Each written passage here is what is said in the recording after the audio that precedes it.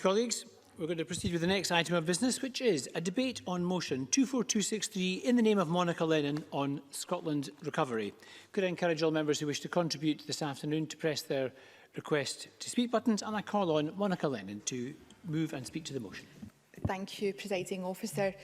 During the pandemic, it has been said many times that we are all in it together. Whilst COVID has thrown us all into the same storm, we're most definitely not all in the same boat. The inequalities that have long existed in our economy and society have affected people's survival chances and resilience. Therefore, across the UK, the actions and inactions of governments and decision makers before and during the pandemic must be scrutinised, and we must learn from them as we plan for Scotland's recovery. The poorest people in our country are 2.5 times more likely to die from the virus. That is a scandal. And it should shame all of us in this Parliament that 1 in 4 children in Scotland are in poverty, and this is increasing. So the next Parliament must not only overcome the virus, we must overcome poverty and work towards being an anti-poverty Parliament. Far from being an equaliser, COVID-19 and some of the decisions taken by government in response to the pandemic have exacerbated structural inequalities. The journey through this public health crisis is not yet over. Vaccines, we hope, are the light at the end of the tunnel, and together with tests and treatments, we will get through this. The trauma to our economy and living standards, however, will reverberate for many years unless we take bold action now. Now, with some 21 days until the pre-election recess, it is only right that we devote some of the time remaining to debate Scotland's recovery, the risks that face our citizens and the challenges that the next Parliament must rise to. Scotland is facing a crucial transition. The election is in 64 days and our country remains in the grip of a global pandemic. We need a Parliament of MSPs who will do the hard work to fight for and deliver a people's recovery, to reshape our economy and make it fairer for all. Women are disproportionately impacted by job disruption as a result of COVID-19 and are also more likely to lose their job in the anticipated job recession. Since July, women have accounted for the majority of furloughed workers in Scotland. Women make up the majority of key workers in care, early years and childcare, nursing and in supermarkets, some 77%, but are undervalued, underpaid and underprotected. Research by Close the Gap has concluded that more effective utilisation of women's skills and talents could be a catalyst for economic growth, worth up to £17 billion to Scotland's economy. So women's employment must be central to Scotland's recovery. This is not just a Scottish issue, of course it is a worldwide challenge, and it is one that Scotland should be seeking to tackle head on. In the last couple of weeks, US Vice President Kamala Harris has warned, and I agree with her, that in 1 year, the pandemic has put decades of the progress we have collectively made for women workers at risk. Our economy cannot fully recover unless women can participate fully. I agree with Vice President Kamala Harris. We're also facing the worst job crisis in a generation, with young people set to be hit particularly hard. There is significant evidence that people below the age of 25 are more likely to be let go by employers and less likely to be hired than older workers during a recession. So more must be done to ensure that we do not lose a generation of workers to this pandemic. If we don't act, it is clear that the consequences of the pandemic will scar our economy for decades to come.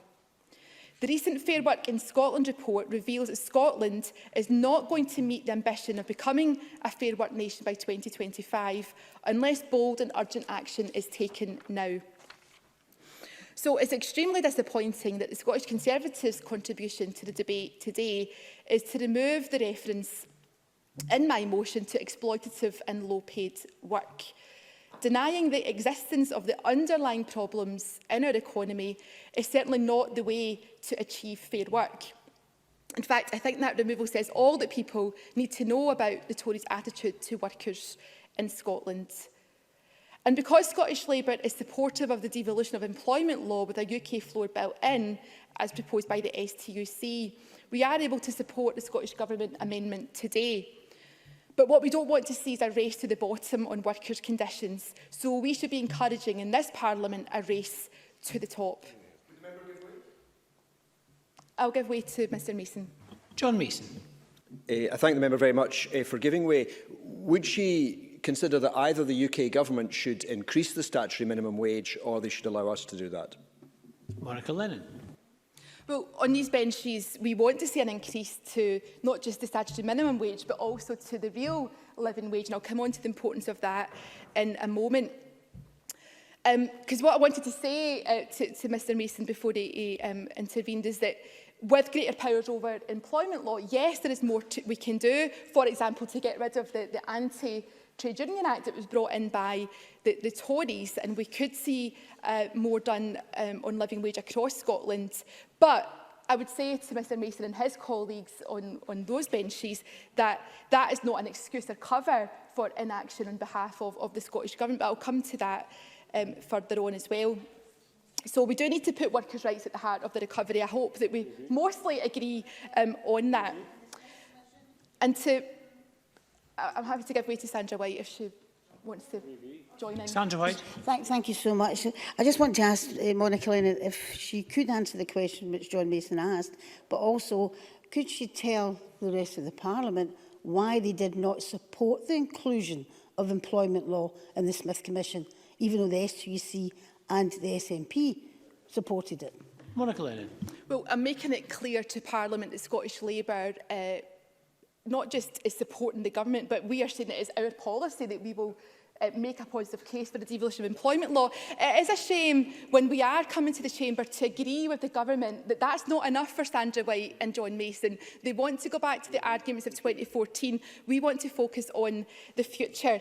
And for example, if we can talk about this government's record, which I think that's why we're getting some interruptions. For example, the Scottish Government, local authorities, the NHS and other public bodies spend around £11 billion a year on goods and services. This financial clout of the state could be used for good, but the most recent Scottish Procurement Annual Report showed just 100,000 jobs were supported from £10 billion worth of public sector procurement contracts, and less than 1% of SMEs benefited from procurement spend.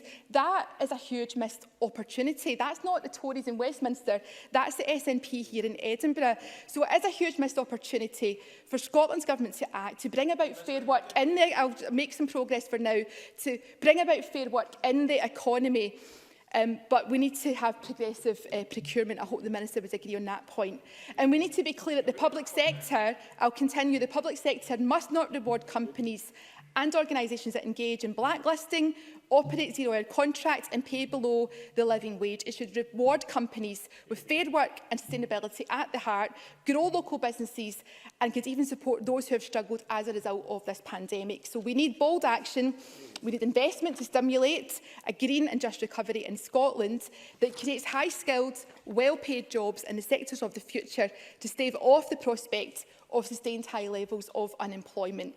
Raise productivity and living standards to tackle poverty and ensure high-quality public services, not more cuts to local government that have come from the government benches. Reduce social, economic and regional inequality. We need a recovery for all of Scotland and decarbonise the economy, tackle environmental breakdown in line with Scottish Labour's target of reaching net zero by 2045. Because on these benches, we are committed to achieving full employment.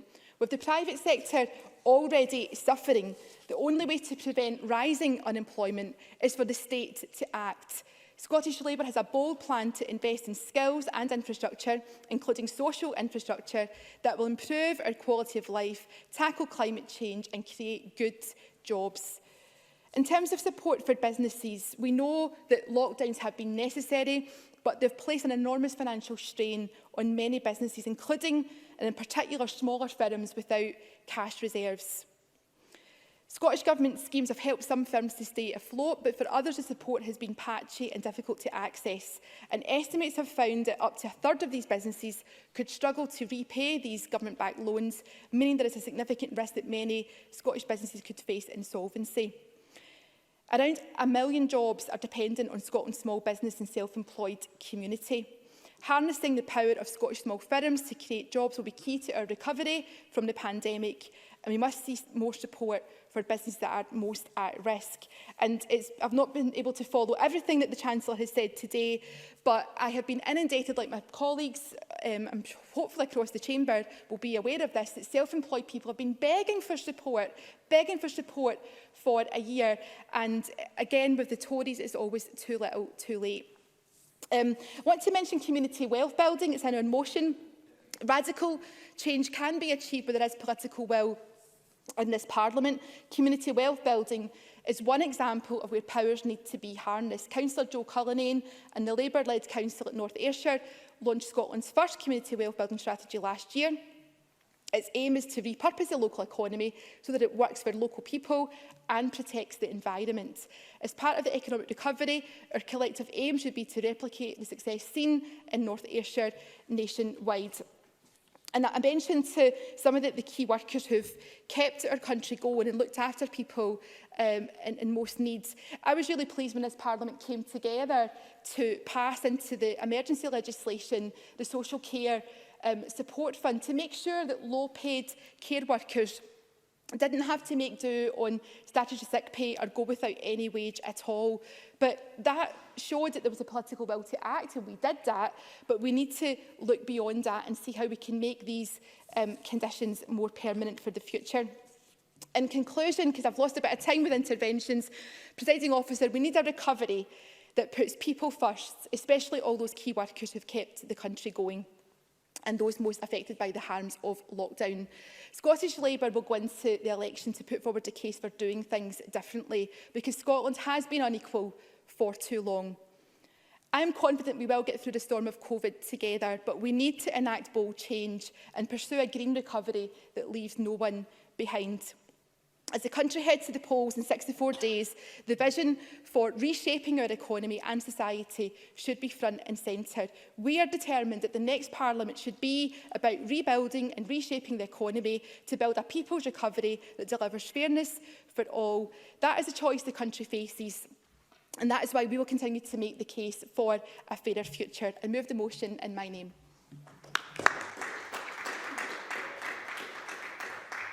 Thank you very much, Ms Lennon, and thank you for speaking to time, although perhaps you should make it clear at the beginning that for once we've actually got plenty of time to take interventions this afternoon. But it's still much appreciated. Can I call the Minister, Jamie Hepburn, to be followed by Maurice Golden. Jamie Hepburn.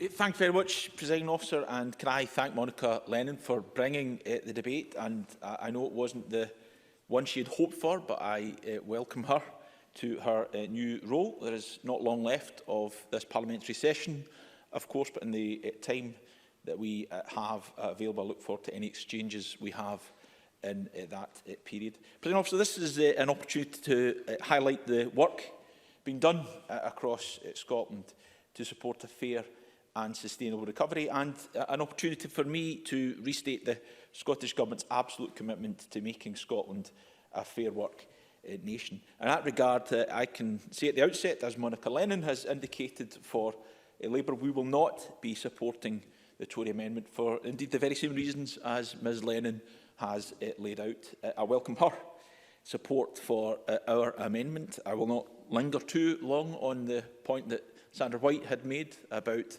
where we could be right now if those powers had been taken forward as part of the Smith Commission process and vested in our hands. But it is welcome, if somewhat belated, that the Labour Party's position has changed. Presiding Officer, suppressing COVID-19 and ensuring the safety of Scotland's population more widely and Scotland's workforce more specifically is rightly a priority and, of course, may remain so for some time to come yet.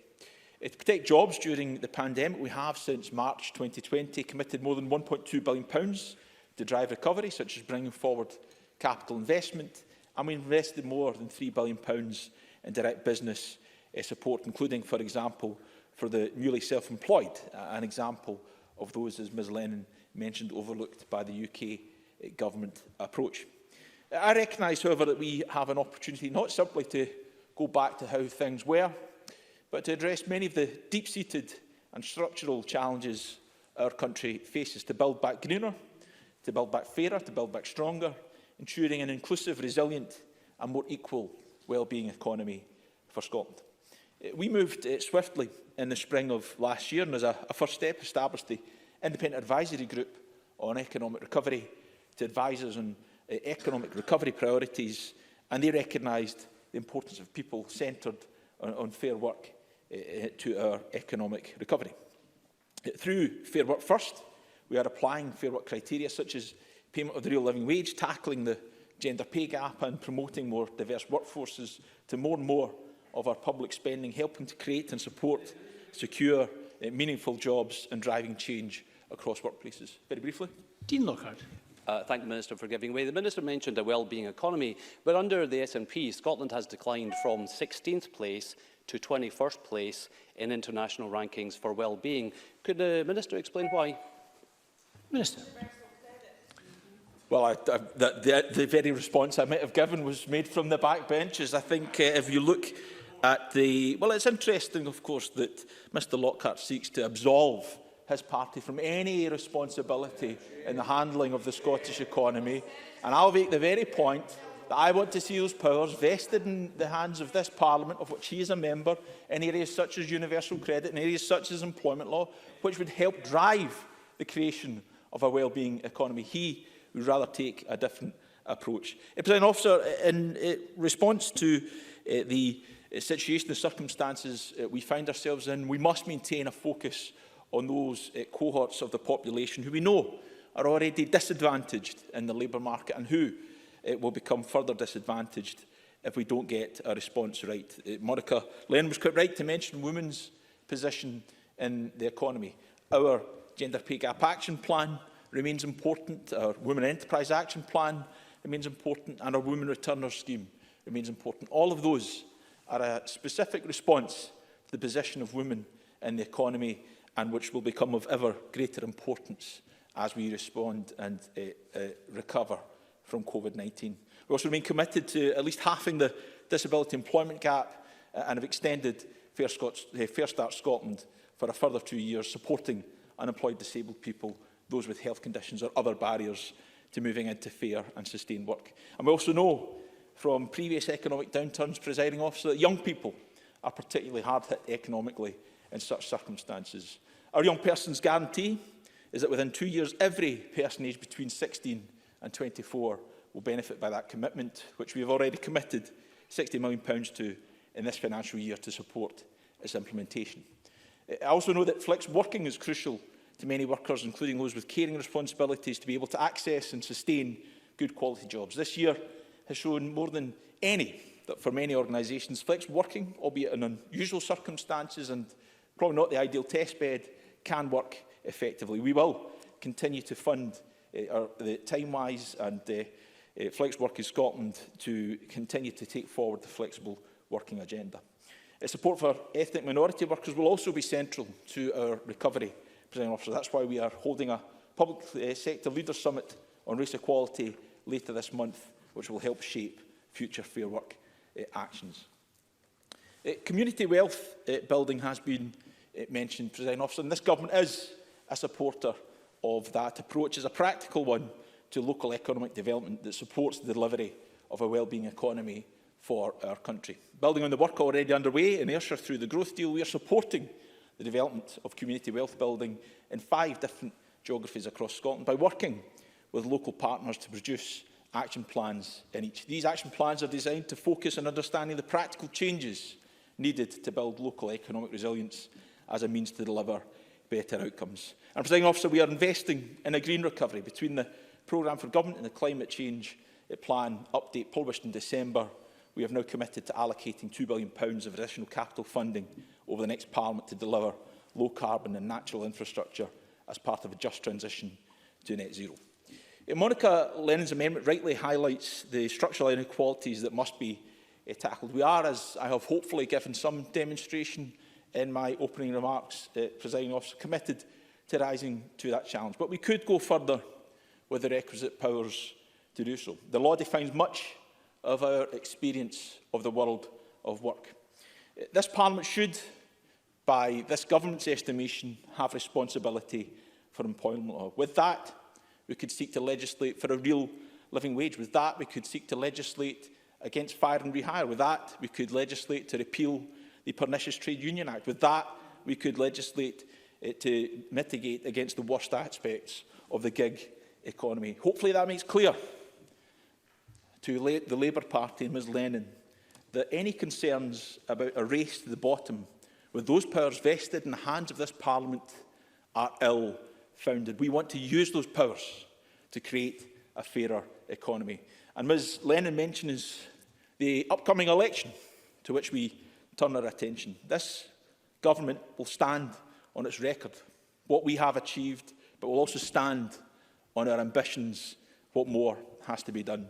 To conclude, President Officer, this government will continue to do all we can with the powers that we have to deliver a fair, inclusive and green recovery, but will also continue to campaign for more powers to be able to do ever more. I move the amendment to the motion in my name. Thank you very much, Minister. And I call on Maurice Golden to speak to and move the Conservative motion. Thank you, Presiding Officer. First, allow me to welcome Monica Lennon to her new role as our party's economy spokesperson. Presiding Officer, no one would have thought the final year of this parliamentary term would have been dominated by a global health emergency. But perhaps the final weeks could be focused on solving the economic emergency it has caused. Of course, the fact we can focus on recovery at all is down to the incredible work of the NHS and the British Armed Forces in rolling out the vaccine. In Scotland, over 1.5 million people have been vaccinated so far, and across the UK, it is over 20 million. The UK vaccination rate is simply astonishing, and it paves the way for the recovery we are here to debate today. Presiding Officer, the recovery will be particularly important for Scotland's young people, who have been hit especially hard by this economic crisis, a consequence of many of them working in hard-hit industries such as retail, hospitality and leisure. The Young Person Guarantee is a welcome move to help them alongside the British Government's Kickstart scheme, which already creating jobs for young people. 120,000 across the UK as a whole at the end of January. Sandy Begbie, in the Young Person's Guarantee report, recommends the two schemes complement each other. I wholeheartedly agree with Mr Begbie. Ultimately, Presiding Officer, the best way to help people of all ages is to get the economy back on its feet. The first order of business in doing that is protecting jobs, and funding support has been crucial to those efforts. However, a year after this crisis began, many businesses continue to fall through the cracks. Just last week, I stood here calling for help for the wedding industry, the cleaning sector and supply chain companies. Presiding Officer, they are asking for just enough to see them through this crisis. The food and drink wholesale sector, for example, needs more support because the original fund was just not enough. Our trade body, BACTA, they are asking for a £1.5 million discrete fund to help amusement supply companies across Scotland. The resources are there, support is flowing into Scotland from the British Government to tackle this crisis. So why won't the SNP listen to those crying out for help? Their reluctance to use the resources available to them has the public scratching their heads. The approach from the British Government has been critical in safeguarding jobs and livelihoods. Almost 1 million Scottish jobs saved, £20 billion spent tackling the crisis, and young people finding work through the Kickstart scheme, worth almost £4,000 for every unemployed young person in Scotland, more than double the SNP's own scheme.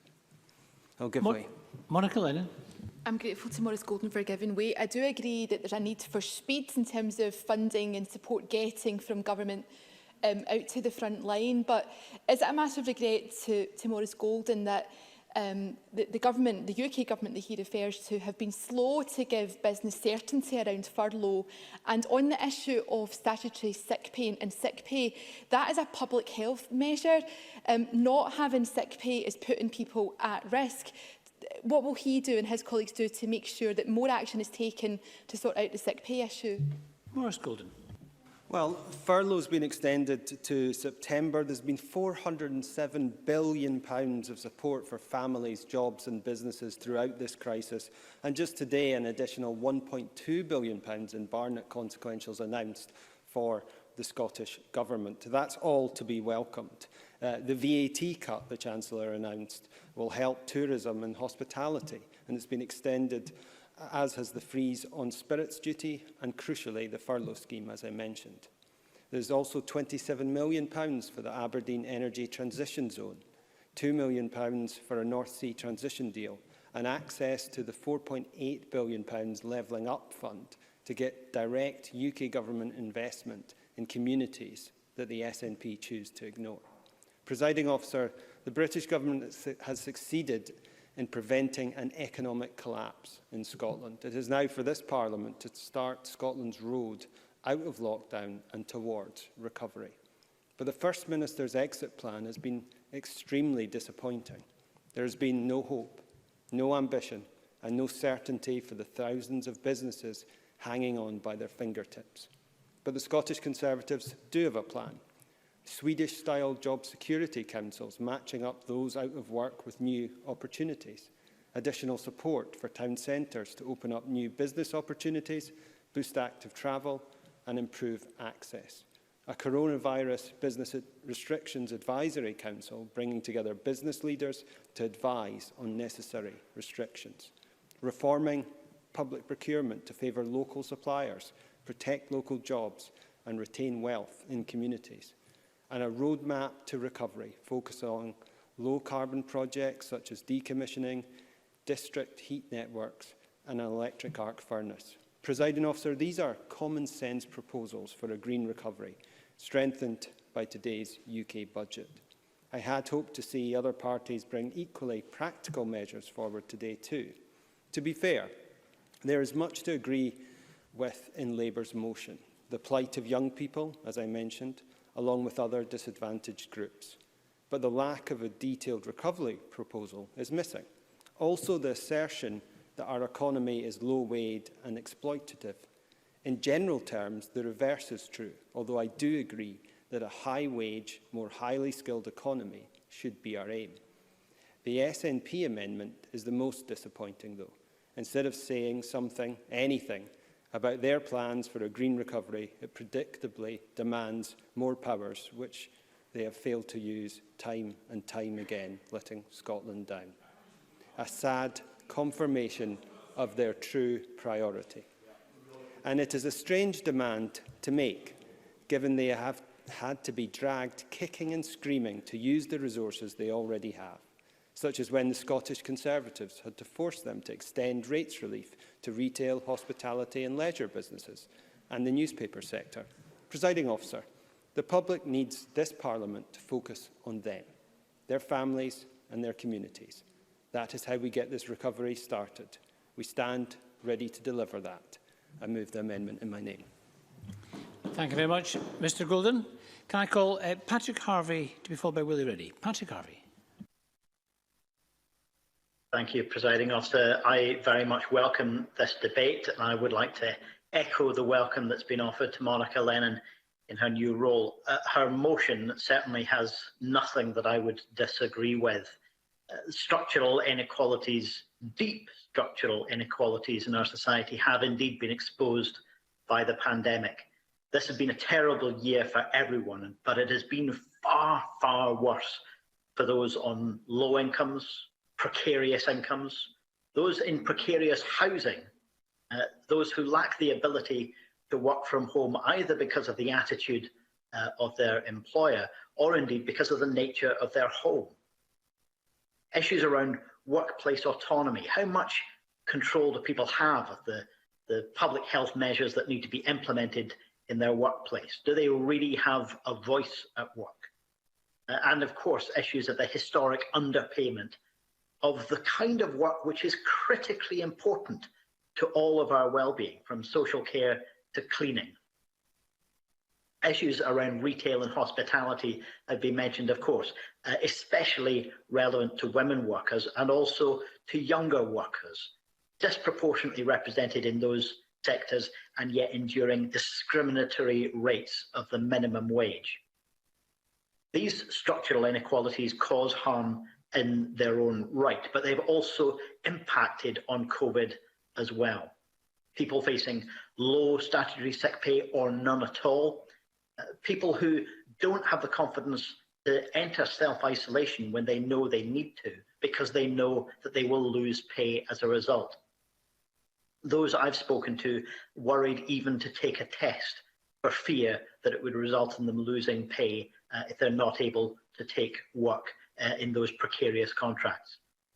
It remains to be seen whether those structural inequalities will also be seen in the rollout of the vaccine programme, whether we'll see lower levels of take-up in marginalised communities. The government amendment adds the issue of control over employment law, and I can't disagree with this. I was only surprised at how limited the government amendment was. It's only the Conservatives who seem to disagree with the basic premise in this debate. I would be voting against their amendment if it was only adding to the motion.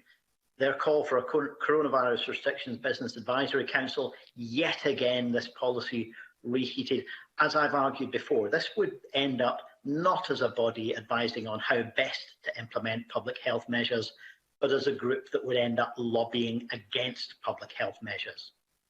But it's actually what the Conservative amendment deletes, which is far, far more extreme than what it adds. Deleting a reference to the idea of becoming a fair work nation, deleting any reference to support for marginalised groups in the economy, deleting any mention of a green economic recovery, deleting even the mere acknowledgement of exploitation and low wages in our economy.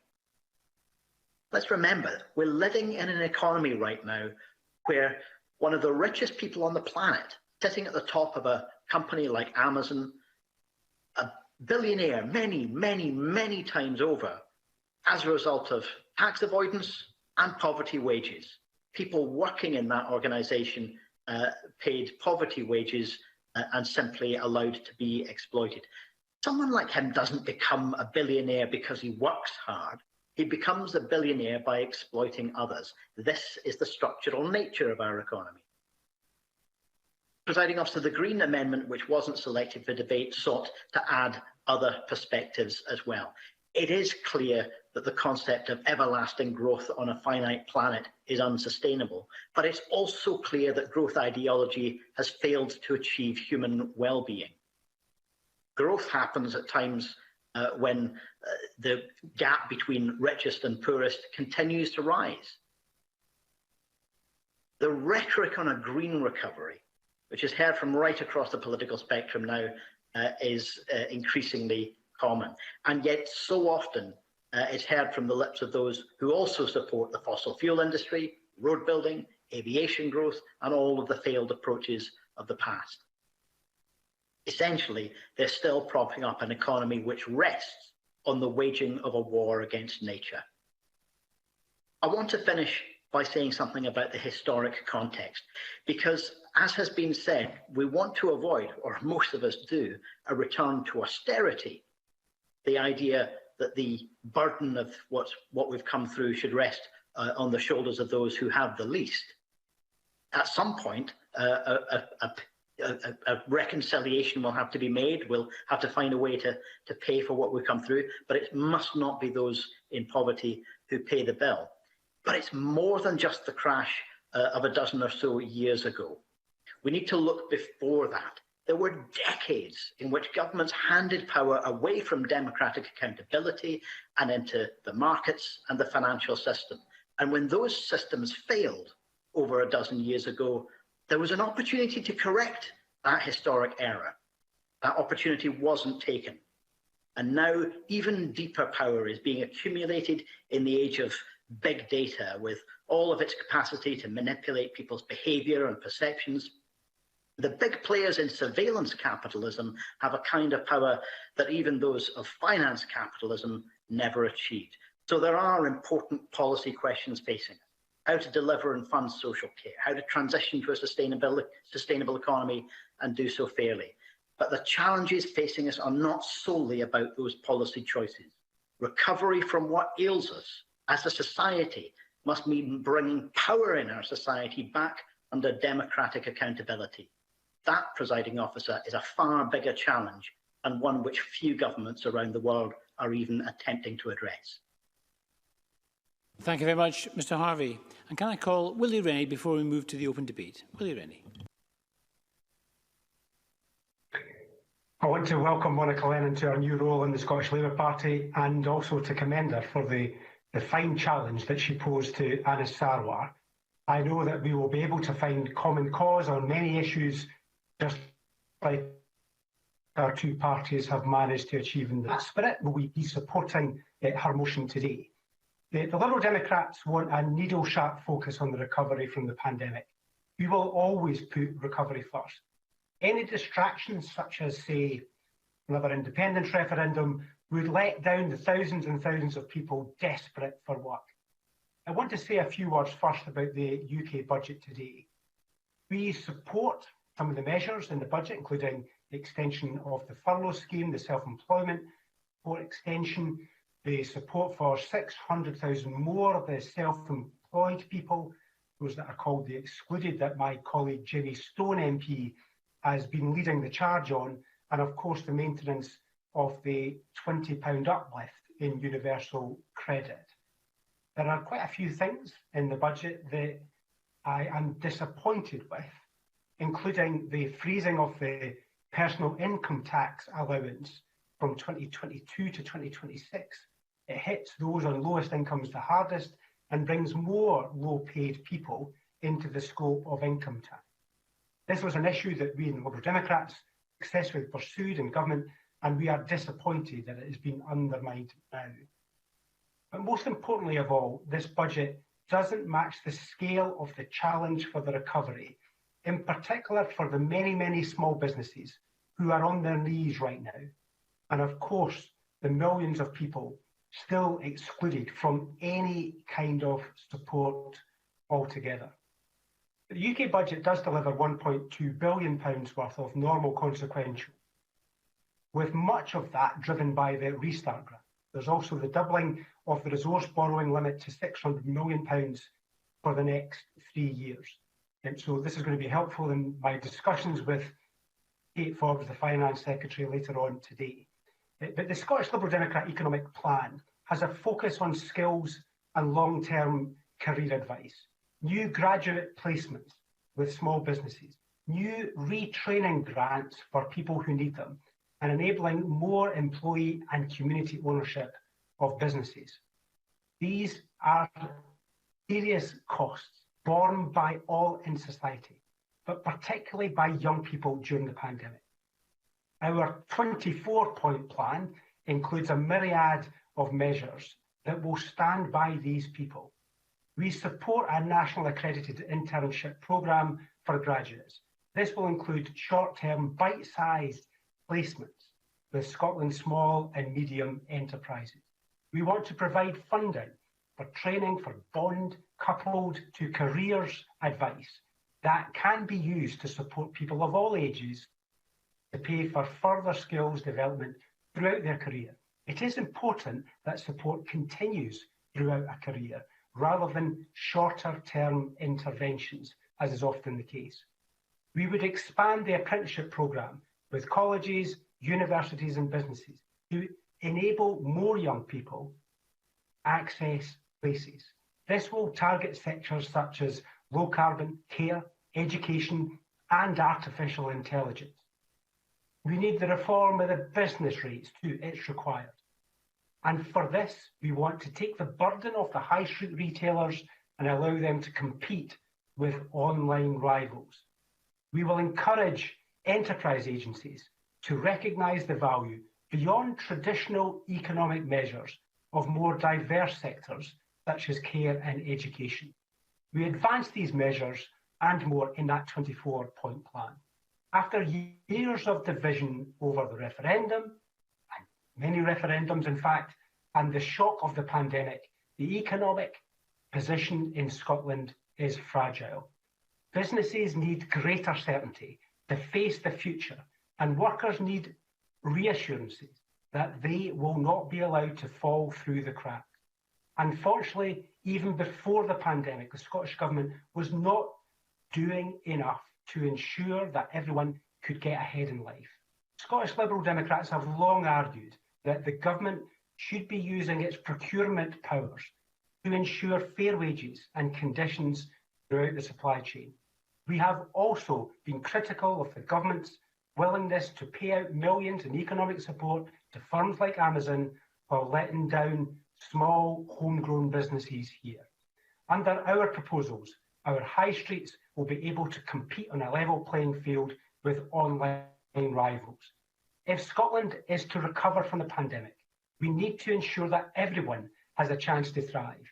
That means getting talented graduates into small businesses, ensuring that education and retraining are available for life, and using the power of the Scottish Government to boost small businesses. We must put recovery first. Thank you. Thank you very much, Mr Rennie. We're now going to turn to the open debate, and I call Annabel Ewing to be followed by David Stewart. Annabel Ewing. Thank you, Presiding Officer, and I'm pleased to have been called to make a short contribution to this Labour opposition debate this afternoon on Scotland's recovery.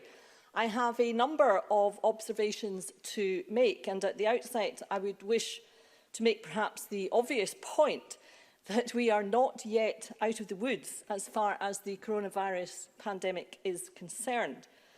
And whilst indeed there are some green shoots of hope, there are still many obstacles to be overcome. So a cautious approach to easing restrictions is still, I believe, to be encouraged, with a view to seeking to ensure that any further steps forward are not followed by any further lockdowns in the months ahead. And that certainly is a view shared by many of my Cowdenbeath constituents who are in contact with me, and I'm sure it is also a view that has been expressed by many people across Scotland to their respective MSPs. So, therefore, I think it is self-evident that in the newly elected Parliament post the 6th of May, we will still be dealing with the pandemic and will need to deploy our resources accordingly. At the same time, of course, there will indeed be a need to deal with the challenges that the pandemic has presented across all aspects of our society, including our health service, our economy and our general well-being and confidence. And we will need to determine how best such challenges should be met and what structural changes will be required in order to do so successfully. The second observation I would wish to make concerns the vital importance of ensuring that no young people are left behind as a result of the pandemic. In that regard, I am of the view that the SNP Scottish Government's Young Persons Guarantee will play a pivotal role. Indeed, since November of last year, we have already seen the positive impact that this excellent initiative has had, with the creation of around 18,000 opportunities for people aged between 18 and 24 in terms of job, training and education.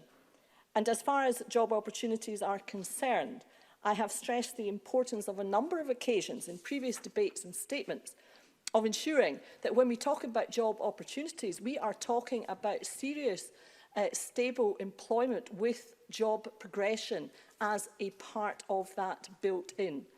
Of course, as far as younger people are concerned, as far as school children are concerned, it will be vitally important to ensure that their education is not subject to any permanent damage as a result of the pandemic. And so I very much welcome the additional funding that is being made available by this SNP Scottish Government to deal with such matters and to continue the very important ongoing work to close the attainment gap. That is a very real issue for some children in my Cowdenbeath constituency, and one that is entirely unacceptable. A third observation concerns the need for a real push to see sustainable jobs created with fair work principles becoming the norm in every workplace. And in this regard, I am aware that since March last year, the Scottish Government has committed considerable funding to support economic recovery and including, for example, £230 million economic recovery stimulus package to invest in capital projects and many other projects and green projects as well. And at the same time, all the excellent Fair Work initiatives that we have seen rolled out over recent years have made and are continuing to make a real difference in the workplace. However, there are, of course, two elephants in this regard in the room which limit the progress that we can make. First, the lack of the key economic levers that every independent country takes for granted, including, of course, appropriate borrowing powers. Second, the lack of power over employment law, including over wages.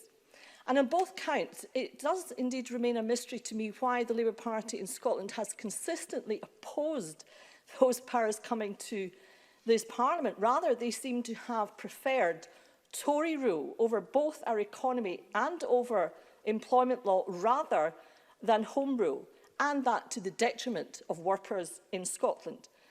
I have to say that the speeches so far today from the Labour benches, and I would take publicly this opportunity to welcome Anas Sarwar to his new role and to congratulate Monica Lennon for what I thought was a really very impressive result in their internal contest. But I would say that I remain a bit confused about their actual position on the devolution of employment law, because it's not clear if this is just for today or is this actually an agreed policy of their party, and it's not clear is this as regards all aspects. I would take the intervention, but I'm just in my last 35 seconds, but I'm sure we'll hear in winding up. But is it in respect of all employment powers or just some? And as I say, I look forward to the clarification on those matters in the winding up statement.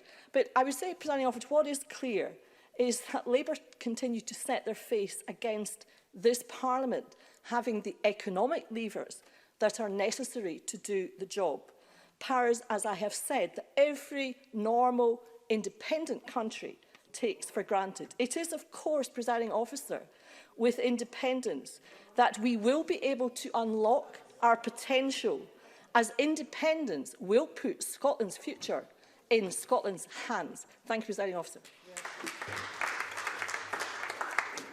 Thank you, Ms Ewing. Now, before I call our next speaker, I'll just draw members' attention to the fact that we have a substantial number of members standing down at the next election, but a diminishing number of debates between now and the election recess. So I think we can expect to see an increasing number of colleagues taking advantage of opportunities to make what may be their valedictory or remarks or make a few thank yous. I would make these remarks just to highlight the fact that my fellow presiding officers and I will exercise a degree of latitude if members in such a situation digress slightly from the motion in hand. We have a few this afternoon, Mr Lyle, but the first of those is David Stewart. I call David Stewart to be followed by Julian Martin.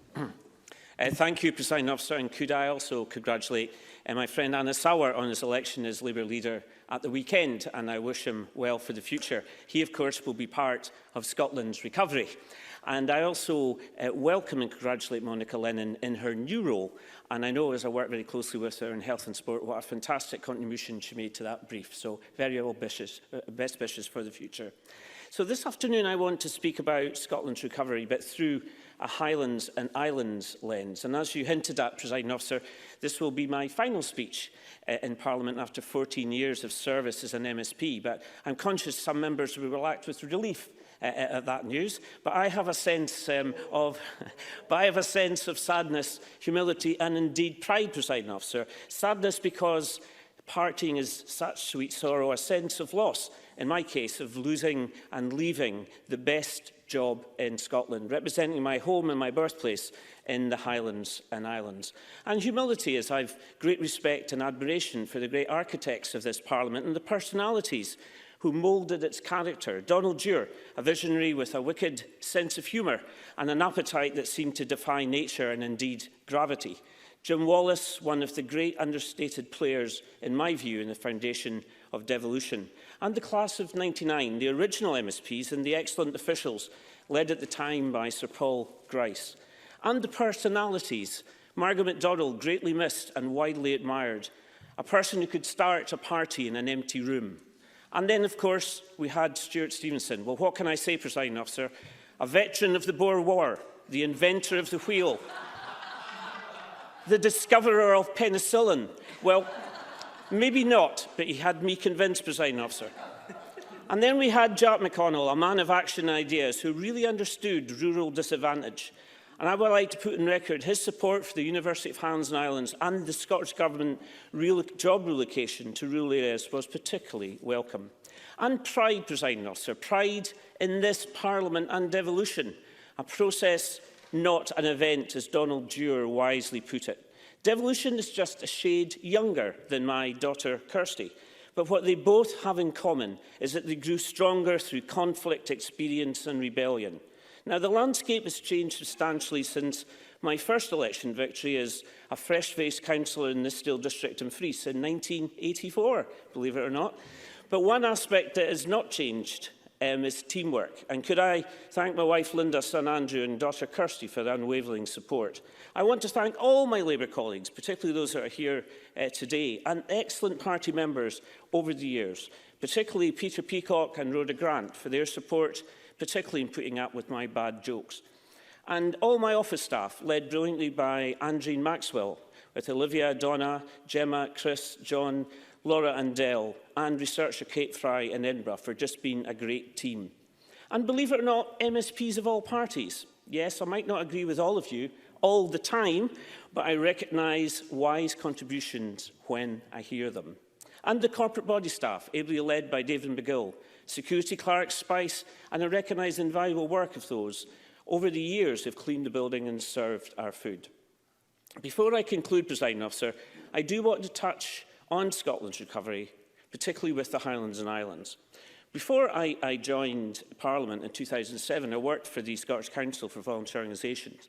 I was privileged to meet hundreds of people in the voluntary sector throughout rural Scotland. The work they do, some of it paid, some of it unpaid, is the very lifeblood of the Highlands and Islands, delivering services locally and building the social capital that contains and sustains real rural communities. Now, this does not happen by accident. It's not an inevitable byproduct of economic success. The work that these people do in their communities need to be recognised, to be valued, and more importantly, given the funding to make it sustainable. Of course, Presiding Officer, some will say, what did the Labour Party ever do to help recovery in rural areas? Well, I would take them back to the 1940s when John Johnston, the Labour Secretary of State for Scotland, nationalised hydropower, giving electricity to poor Highlanders for the first time. I would take them back to 1965 when Willie Ross, the Labour Secretary of State, created the Highlands and Isles Development Board and turned around a massive population decline in the Highlands and Islands. And I would take them back to 1999 when Tony Blair created the first national minimum wage. Now, it was my privilege to vote for that legislation as a Highland MP. The votes continued all night, and I left Westminster at 9 a.m. I have to confess, as I crossed Westminster Bridge, heading for my Waterloo flat, I was happy, although not in a self-serving party political way. I was glad to protect the waiters in Fort William, the bar staff in Galashiels, the security guards in Inverness. Now, we all know the rural development challenges in the Highlands and Islands and beyond.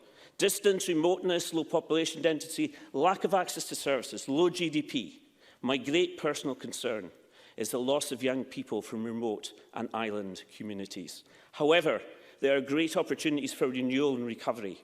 It's better to light one candle than forever curse the darkness. Let us build on the competitive advantage of the culture and environment. Yes, the hills and glens are important, but so is the character of the people.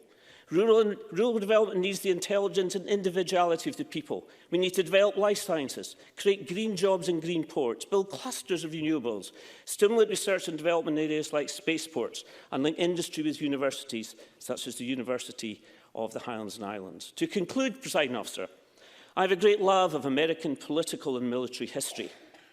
Maybe soon I will have more time to read all the books gathering dust on my bookshelf at home.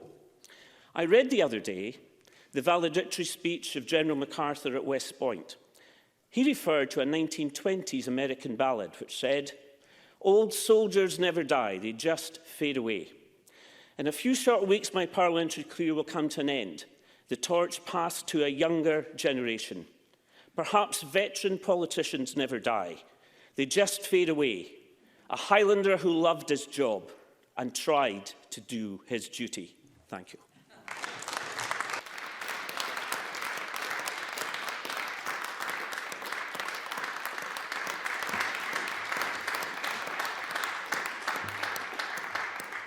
Thank you, Mr Stewart. I'm going to say thank you on behalf of all your fellow parliamentarians for all you've contributed, including to the corporate body, for which I know that very few people will give you as much credit as you deserve. Can I call on Gillian Martin to be followed by Rachel Hamilton? Gillian Martin. Thank you, Presiding Officer, and what a lovely speech from Dave Stewart there. I wish him all the best, and I see him as a very good example of the people, the character of the people that he represents. To the motion now, and the next parliamentary session must be focused on rebuilding the economy for all of Scotland after COVID-19. I'm glad to support that fulsomely. But our economic recovery from COVID must never lose sight of the fact that as much as a global emergency that the pandemic is, it is dwarfed by the nature of the climate and biodiversity emergencies in terms of overall potential threat to human life and our economic prospects in the longer term. If our recovery is too knee-jerk in the interests of short-term fixes, we may inadvertently regress in our progress to drive down the emissions and as a result create worse outcomes for people's futures, and we should never lose sight of that. Carbon emissions pose a longer-term threat to human and animal life, and failure to address them will miss the opportunity that we have to lead internationally in low-carbon technologies and create the types of sustainable jobs for future generations that won't be hung on the sometimes sugary peg of geopolitics or fluctuating oil prices.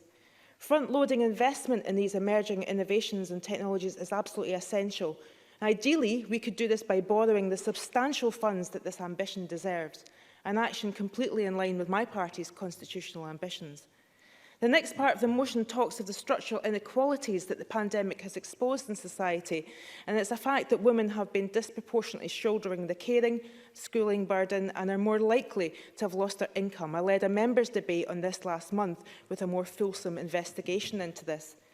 The motion also asks that green economic recovery must be people-centred, and for my area in particular in the North East, a just transition with a focus on human rights, including the right to continued and fair work, is absolutely central to my hopes for the green recovery.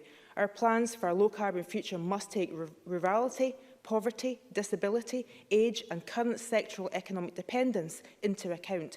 Young people deserve a sustainable future, but too, older workers must never ever be put on a scrap heap as we transition.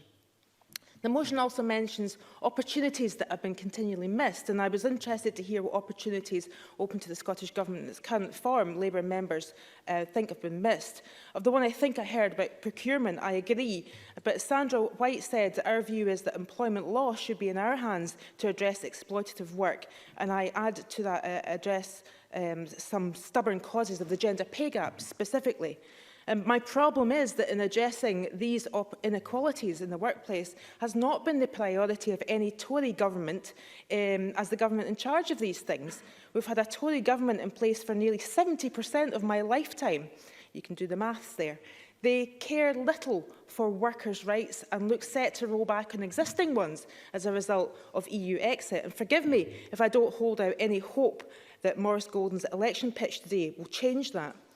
I'd like to take this opportunity to acknowledge the work that my party colleagues Sandra White and Richard Lyle have done for workers' rights over the years. They are speaking in the Chamber for the last time today, and I want to thank them both for standing up for Scotland in absolutely everything that they have done. I'm behind the motion's call also for an urgent action to make Scotland a fair work nation. And we should all be keen to explore what more can be done in terms of making government agency support incumbent on evidence of fair work practices, and I agree that public procurement should follow the same principles. But everything that affects workers' rights should be our decision. Members here should scrutinise these decisions and legislate for them in this Parliament. I want a gender pay gap reporting duty that includes all companies with more than 100 employees and compels those with a sizeable gap to put together an urgent action plan to address it. I want an end to a legal difference in minimum hourly pay for young people doing the same work as older people. And I want meaningful mechanisms to address racial and gender segregation in sectors, and a social security system that addresses poverty rather than driving people into it. Further support for businesses and sectors hit hardest, also mentioned in the motion, is absolutely fundamental. But as I said, I want us to be in charge on how we finance that. And I note that some potential union flags embossed love bombing is proposed. Those behind that need to recognise that they are fooling absolutely no one with these pathetic, ill-thought-through and patronising plans. Pathetic because they are token and cynical gestures which have no engagement with Scots other than their Scottish Tory yes-men MPs. Cynical and patronising because they are headline generation only and assume that Scottish citizens are naive enough to be convinced by them. And ill thought out because they refuse to recognise that Scotland's Parliament, public agencies, citizens and sectors are the best people to decide where money is spent, not a Prime Minister in London who can't even bring himself to speak to ordinary people in Scottish streets when he comes here for his annual visit to some highly managed press junket at a military base or a Tory supporting business.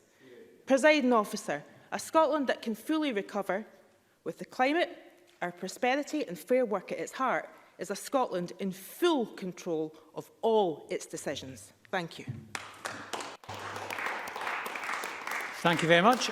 Ms Martin, and I call Rachel Hamilton to be followed by John Mason. Rachel Hamilton. Thank you, Presiding Officer. Firstly, I'd like to wish outgoing members delivering their last speeches all the very best.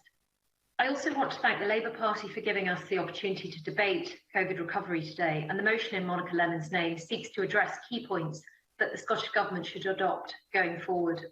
The Scottish Fiscal Commission has forecast that Scotland's economy will not return to pre-pandemic levels until 2024 at the earliest.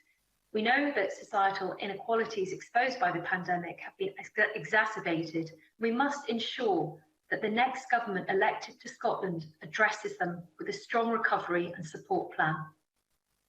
We have seen Scotland's other government deliver billions to the Scottish budget to support the most vulnerable, as well as an extension to the furlough until the end of September.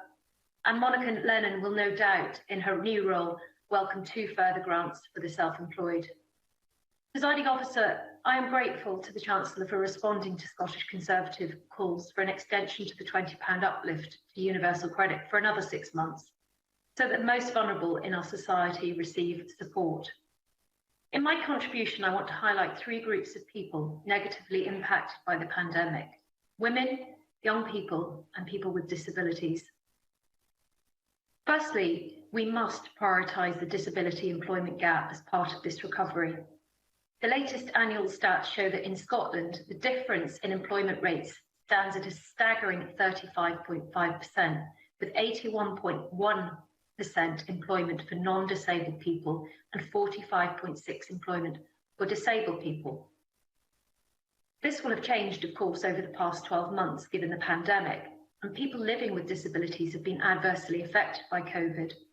A UK survey of 6,000 people by Citizens Advice found that disabled people were at twice the risk of redundancy as non-disabled employees, with 1 in 4 disabled people surveyed facing redundancy. Inclusion Scotland CEO Sally Wither highlighted this and said, "The COVID-19 crisis and responses to it highlighted this, aggravating existing inequalities and generating new ones and putting the human rights of disabled people at further risk." This leads me onto the Fair Start Scotland scheme. The SNP was lagging behind, helping people already unemployed before the pandemic. The scheme has been slow off the mark to help people who are in greatest need of employment, including those with health conditions, single parents, and those with caring responsibilities, or who have additional needs and disabilities. The £96 million flagship SNP scheme has failed 9 out of 10 people. Statistics show that only a fifth of people managed to stay in the job for 13 weeks, while 40% of those referred didn't even start on the programme.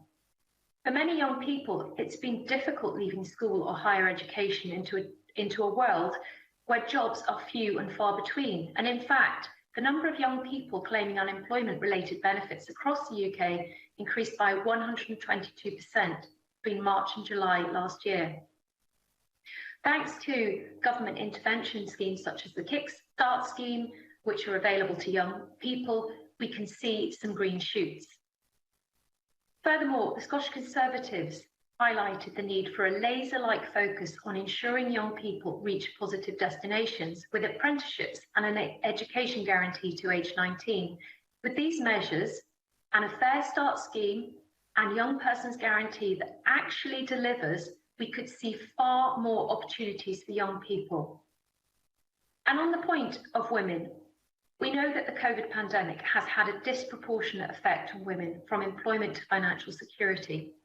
As mentioned in Gillian Martin's recent members' debate, the IFS estimated that women were a third more likely to be employed in sectors that were shut down over the first national lockdown and were at a higher risk of job loss. Of course, job loss will have an impact on children, and to our shame, almost a quarter of children in Scotland live in poverty, and according to the Joseph Rowntree Foundation, the Scottish Government will miss their child poverty targets. I also want to welcome Monica Lennon's contribution about the impact on women, but under the UK Labour government, we have to be honest here, there was a 25% increase in unemployment for women, and it took the Conservative government to reduce the UK gender pay gap from 27.5% to 17.3% in 2019, not a Labour government. And as we emerge from the pandemic, we must see strong economic growth and more opportunities for young women to start apprenticeships, to retrain for the jobs for the future in STEM subjects. And the Scottish Conservatives want to see job security councils set up to work with employers to develop recovering strategies for jobs. Presiding Officer, I'm sure I've run out of time here, but I urge members to support the Conservative amendment tonight so that we can ensure that we can work to a recovery together. Thank you. Thank you very much, Ms Hamilton. And can I call John Mason to be followed by Lewis MacDonald? John Mason. Thank you very much, Presiding Officer. I don't know if that was Rachel Hamilton's final speech, but I wish her well in her future career, whatever that might be.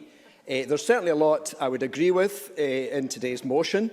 We face a lot of challenges going forward out of COVID, but I also think we can do so with hope and optimism. One of the themes in the motion is clearly around low wages, fair work, poorer work outcomes, and precarious and low-paid work. And therefore, I'd like to focus on that area to start with. There are a number of ways that we need to tackle these. I might as well start with the statutory minimum wage, which I do think is a key, if not the key, driver in all of this. Ultimately, it's only when all employers are forced to pay a wage that all their staff can live on are we really going to make progress. Many employers are decent and do want to pay a decent wage. However, there will always be some that do not, and so legal requirement is needed. Now, as we know, the statutory minimum wage is set at Westminster, and ideally they would raise it considerably more. However, one option is that this power should be devolved, and I would hope that Labour would support this. Of course, some in the business community would complain that they were having to compete with a lower wage economy in England, but surely that would still be better than being dragged down by the system south of the border. We already know that we do not want to, and in fact cannot compete with low-wage economies around the world, so Scotland should be focusing on high-value products, be that in food, drink, engineering or tourism, where customers pay a higher price and staff get proper pay. However, it is true that we can influence pay levels in Scotland to some extent, even without statutory powers. We have still to see if we have more flexibility now we're out of the EU. But as an example, if local authorities and the public sector generally are procuring goods and services, then it must not be on the basis of lowest cost. It must be best value. Most of us know that buying the cheapest food or the cheapest car is often not a saving in the long run. However, we also need to accept that there may be a political price to pay for this, and it may not always be popular. For example, if we have £1 million to pay for new housing, would we go for 10 homes at £100,000 with some of the workers paid badly and treated poorly? Or would we go for 9 homes at £110,000 where all the workers are paid well and treated well? These are trade-offs and balances which we need to be honest about. Yes, in the long run, the economy and all of us will benefit from higher wages and fairer conditions. But in the short run, we may need to choose between more housing and better paid workers. And there is also a place for the individual consumer in all of this. Of course, someone on a low wage and struggling with finances is going to have to buy the cheapest food and clothes. This point was made at yesterday's Time for Reflection by Mia Fallon and Nathaniel Sweeney from St Aidan's in Wishaw, as they sought to live on £2 a day for food. But hopefully, if people's pay increases, more people can start having a choice. And many of us already do have choice, and we should be thinking about our choices.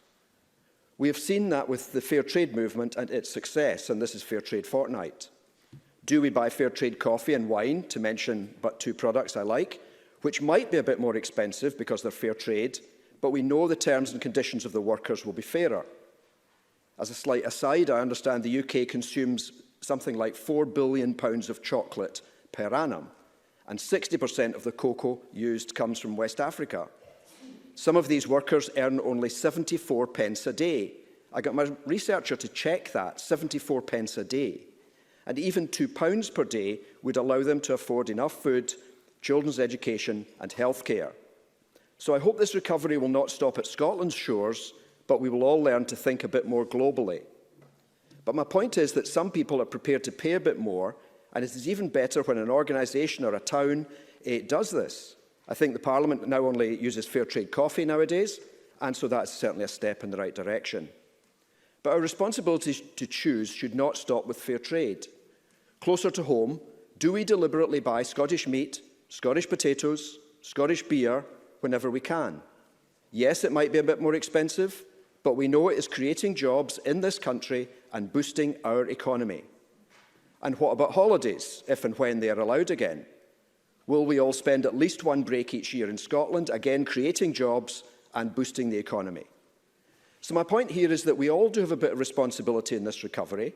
Westminster does, Holyrood does, and individuals do as well. As I said at the beginning, we clearly do face challenges, but I think we can have hope as we move forward. The Scottish National Investment Bank is just finding its feet, and we need to keep it focused on equality and fairness, making sure that businesses led by women or disabled people get their fair share of investment. I think it was broadly accepted that Scottish Enterprise and HIE had not always concentrated enough on these equality aspects of investments in past years. So we need to be sure going forward that limited public money is absolutely used to the best effect. Inclusion Scotland make the point in their briefing for today's debate that COVID has had a disproportionate effect on disabled people, so that needs to be different going forward. Training and skills will be important too. School pupils, college and university students have all missed out on parts of their courses. So again, we need to focus on upskilling and lifelong learning in the years ahead. As the Open University points out in their briefing, 75% of OU students are working full-time or part-time. So there are good models there how we can do things better. So yes, there are challenges ahead. Yes, it will not all be plain sailing, but I believe we can be positive and Scotland can achieve a great deal. Thank you. Thank you very much. And I call Lewis MacDonald to be followed by Sandra White. And I understand, Mr MacDonald, this is also your last speech. Indeed it is, Presiding Officer, and thank you very much for the invitation to speak this afternoon. I too congratulate both my colleagues Anna Sarwar and Monica Lennon on taking up their new roles this week, and I congratulate David Stewart on his valedictory speech today. I am one of the class of '99 to whom Mr Stewart referred, one of those fortunate enough to have worked with Donald Dewar both before and after the creation of the Scottish Parliament. And as you have said, Presiding Officer, I am also one of those not seeking re-election this year. Like others, I look back on my 22 years in this Parliament with both humility and pride, with a sense of achievement, with a recognition of the privilege it has been to serve in the birth and growth of a modern democratic Parliament in this fantastic country, and a recognition too of the challenge facing our successors in steering recovery in the years ahead. Recovery, as we have heard, is about getting the economy up and running again and doing it in a way which is fairer and fitter for the future than it has been in the past. And recovery in 2021 is also about health, for those who have been ill and are fighting to get back to full physical fitness, for those whose mental health and well-being have been affected by social isolation or bereavement, by the loss of a job or fear for the future. The COVID pandemic has shown more starkly than anything in my lifetime just how the health of the individual and the health of the community are intimately linked. And that is how we should view recovery too. What is good for each of us is good for us all. Protecting the most vulnerable individual in our family or our neighbourhood has been a driver for collective action and sacrifice over the last 12 months. And we will achieve a full recovery only if we take the same approach. To deal with a global pandemic, we have needed to understand how the virus works, to find out who is most at risk, to test and trace those who are infected, and to vaccinate whole populations to keep everybody safe. Government action has been required at every level, from global to local, and cooperation has been key.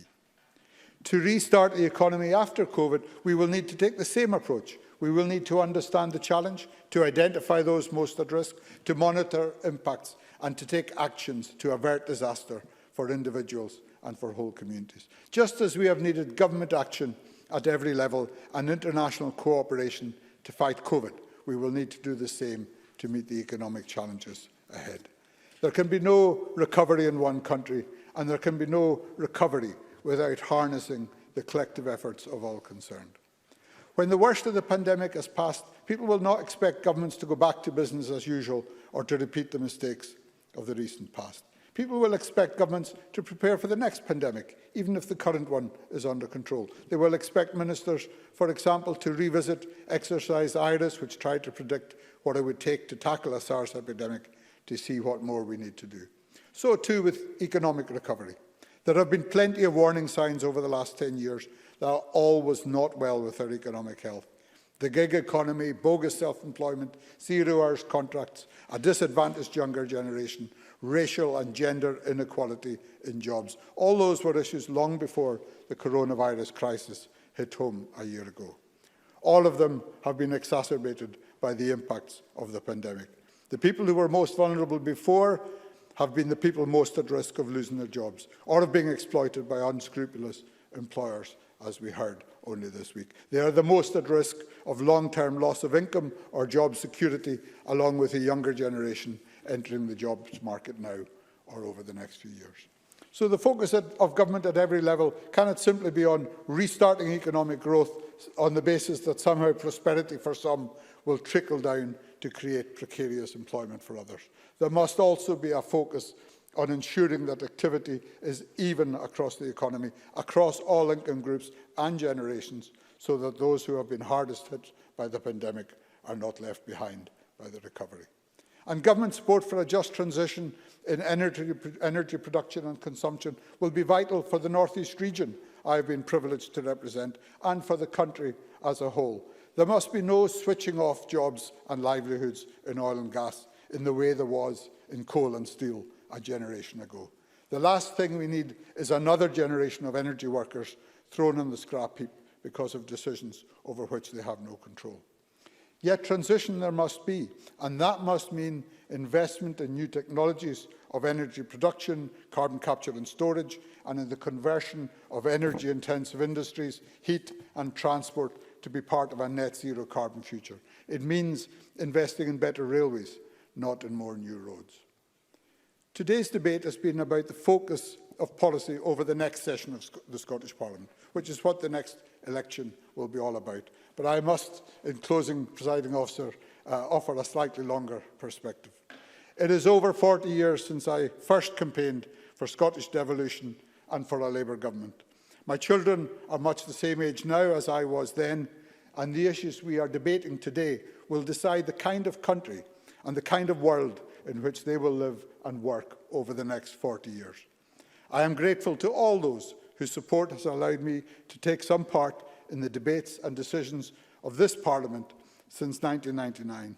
My party, my colleagues, my staff past and present, my family, above all, my wife Sandra, our daughters Sophie and Iona, and of course the voters of Aberdeen and the North East.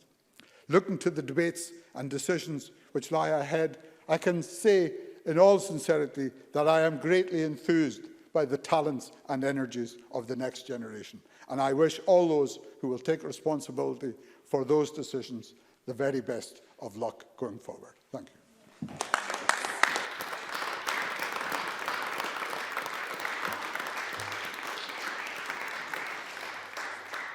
Thank you, and as a 99er myself, I'm going to miss you. That's supposing I get re-elected, of course. But we continue as DPOs, and you know we have a lot of fun off stage. We'll not tell you about that. Sorry. Oh, not together. No, no.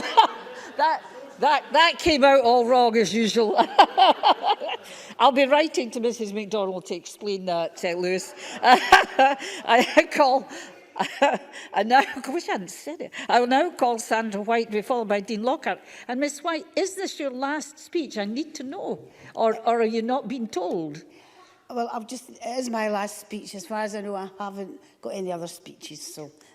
Well, you can have another go later. Just say it's your penultimate, if you like. But anyway, yeah, go ahead, Miss Miss White. As far as I know, this is my last speech, and thank you, Presiding Officer. And I want to pay tribute to everyone who's spoken in this debate. My two colleagues, David and Lewis, and others who are to come after me. I thought the speeches were absolutely fantastic. And as someone who's been here, say, since 1999 and previously a councillor for 10 years in that lovely place that George Adams talks about, Paisley, I just thought it was about time that I gave over to maybe younger people as well who can take over the cudgel for me. Can I congratulate Anas Sarwar in his position, and obviously Monica Lennon also. Basically, I think something that I suppose has taught us all coming into this Parliament in 1999, we were all new starts. We didn't know what to expect or what was going to happen, and there was a camaraderie then, simply because we had to rely on each other, basically. So I will leave it at that and not mention what's happening now, or if the same camaraderie is still there. But certainly we do get on with others. And, you know, you mentioned Margot MacDonald, David earlier. I remember Margot MacDonald, obviously, as well, down in the bar here. But in 1999, we didn't have a bar. It was more Deacon Brodie's and places like that up at the top of the high street, which was an entirely different atmosphere. Maybe that's what gave us the camaraderie, because you went outside and you met with the public also. But I do remember the talents of David McLetchie as well, Annabel Goldie, who are no longer here. Obviously, Annabel Goldie is not in the Parliament, but she's still in Bishopton in that respect. And Alison McInnes, a thoroughly decent lady from the Lib Dems as well. And Mary Scanlon also. We have Elaine Smith, who's here basically too. So there was lots and lots of people there, and we all had different, I suppose, aspirations, but it was to grow the Parliament for the people who had elected us also. And I just want to say, and turn to the motion, obviously, in a couple of minutes, but apart from the fact that I want to thank everyone, you know, here, comrades and etc., who are here, and some who are no longer with us, Kay and people like that also. I think we need to, you know, thank the committee clerks, the people who work in this Parliament, from the security staff to the cleaners, who have made it a joy to come in every morning, and the catering staff as well. They've been fantastic and really welcomed us and worked so hard to bring this as the People's Parliament as well. So I want to turn to the motion, and I want to thank Monica Lennon and congratulate her in her position for this motion. There's nothing I could obviously argue about, although obviously I will argue about something, no doubt, basically. But when you look at the actual content of the motion, when you mention the transforming exploitative low-wage economy, you know, ethnic minorities, disabled workers, women, young workers, incorporating community wealth, building opportunities, you know, well-being and prosperity for individuals, businesses and communities across the whole of Scotland. That's something that possibly brought me into politics all those years ago. It's something I've always believed in, giving people the opportunities, and particularly the most vulnerable people as well. And through that, obviously, it will come as no surprise, from a very, very early age, in my teens actually, I believed that the only way we could do that was through independence and full powers for Scotland. And I've always believed that, and I will continue to believe that. And certainly when I speak to members of the public in my own constituency, Glasgow Kelvin, or out with it, that, you know, it's coming for all that, to say a phrase, but certainly it's not long off. And that's one of the reasons why, when I came into this Parliament, I had to push for that. Obviously, that's why I joined the SNP also. And I really, you know, welcome being able to contribute to this debate in regards to that. I think it's incumbent on all of us to ensure that the people we represent, we do it to our best of our ability. And there's some, I've got a very mixed constituency in Glasgow Kelvin, where I have a pretty, you know, well-off area, as people would know, and some other areas are pretty vulnerable as well in that respect. So you've got to make sure you represent everyone. And it's my great belief that the only way we possibly can bring these people up and have a well-being and prosperity for them as individuals and the country is through an independent country. And for that, we need the full fiscal powers like any other country. And I believe that, as I said, this is coming forward. We've been working for many, many years in this Parliament with one hand tied behind our back. Basically, you know, the Westminster withholds investment, it withholds blocks devolution, and basically fiscal powers, you know, the normal powers. And I know that Anis and I didn't agree in this particular part about what's normality and we're not normal, but I can't see for the life of me how it can be normal for a country of just under 6 million people having to wait for a country of over 60 million people to tell you what you can do. That's not normal. That's not normal. And we need those powers. And the Cabinet Secretary for Finance has been asking repeatedly to get these levers. In fact, there was a paper produced, I think it was last year, the UK Fiscal Path, and that set out 10 priorities that the Scottish Government believed the UK Government should follow to bring us out of austerity. Basically, it's a sensible route. Some of it was followed, I think it was mentioned by earlier in the budget, but not all of them. So you're not even listened to. So how can that be the fact that you're not being treated as a grown-up country when you're not being listened to? You've got the pandemic, it's laid bare massive problems with what's happening just now, and yet, you know, the limitations of the fiscal framework, which I've just spoken about, we need the additional funding from the UK Government. OK, it's been welcome, but I say this all the time, as do others. Mr Golden and the Tory benches, it is not a gift from Westminster, it's our money, it's our taxes. And it's about time that went through. Now, when you look at what's happening with the European Union, and we're being dragged out of that, that's another issue. Scotland didn't vote for it, England did. So how can that be normal when you're pulled out from that as well? And what really, really frightens me, and Lewis had mentioned this about being able to give this for the younger people, and I certainly want that for my granddaughter and everyone else. We're pulled out of the European Union, and now we're being driven by a Tory cabal, the ego of the Tories, a right-wing thinking, and lining their donors' pockets with money. And unlawfully, and this has been proven, unlawfully awarding contracts to acquaintances. I don't want to be part of a country that does that, or a government that does that. And unfortunately, when I talk about fiscal, you know, the fiscal economy, etc., they're pushing austerity. And yet, unfortunately, I hate to say this, it's true though, basically, the Labour Party down, a Labour leader in Westminster, is pushing that austerity forward as well.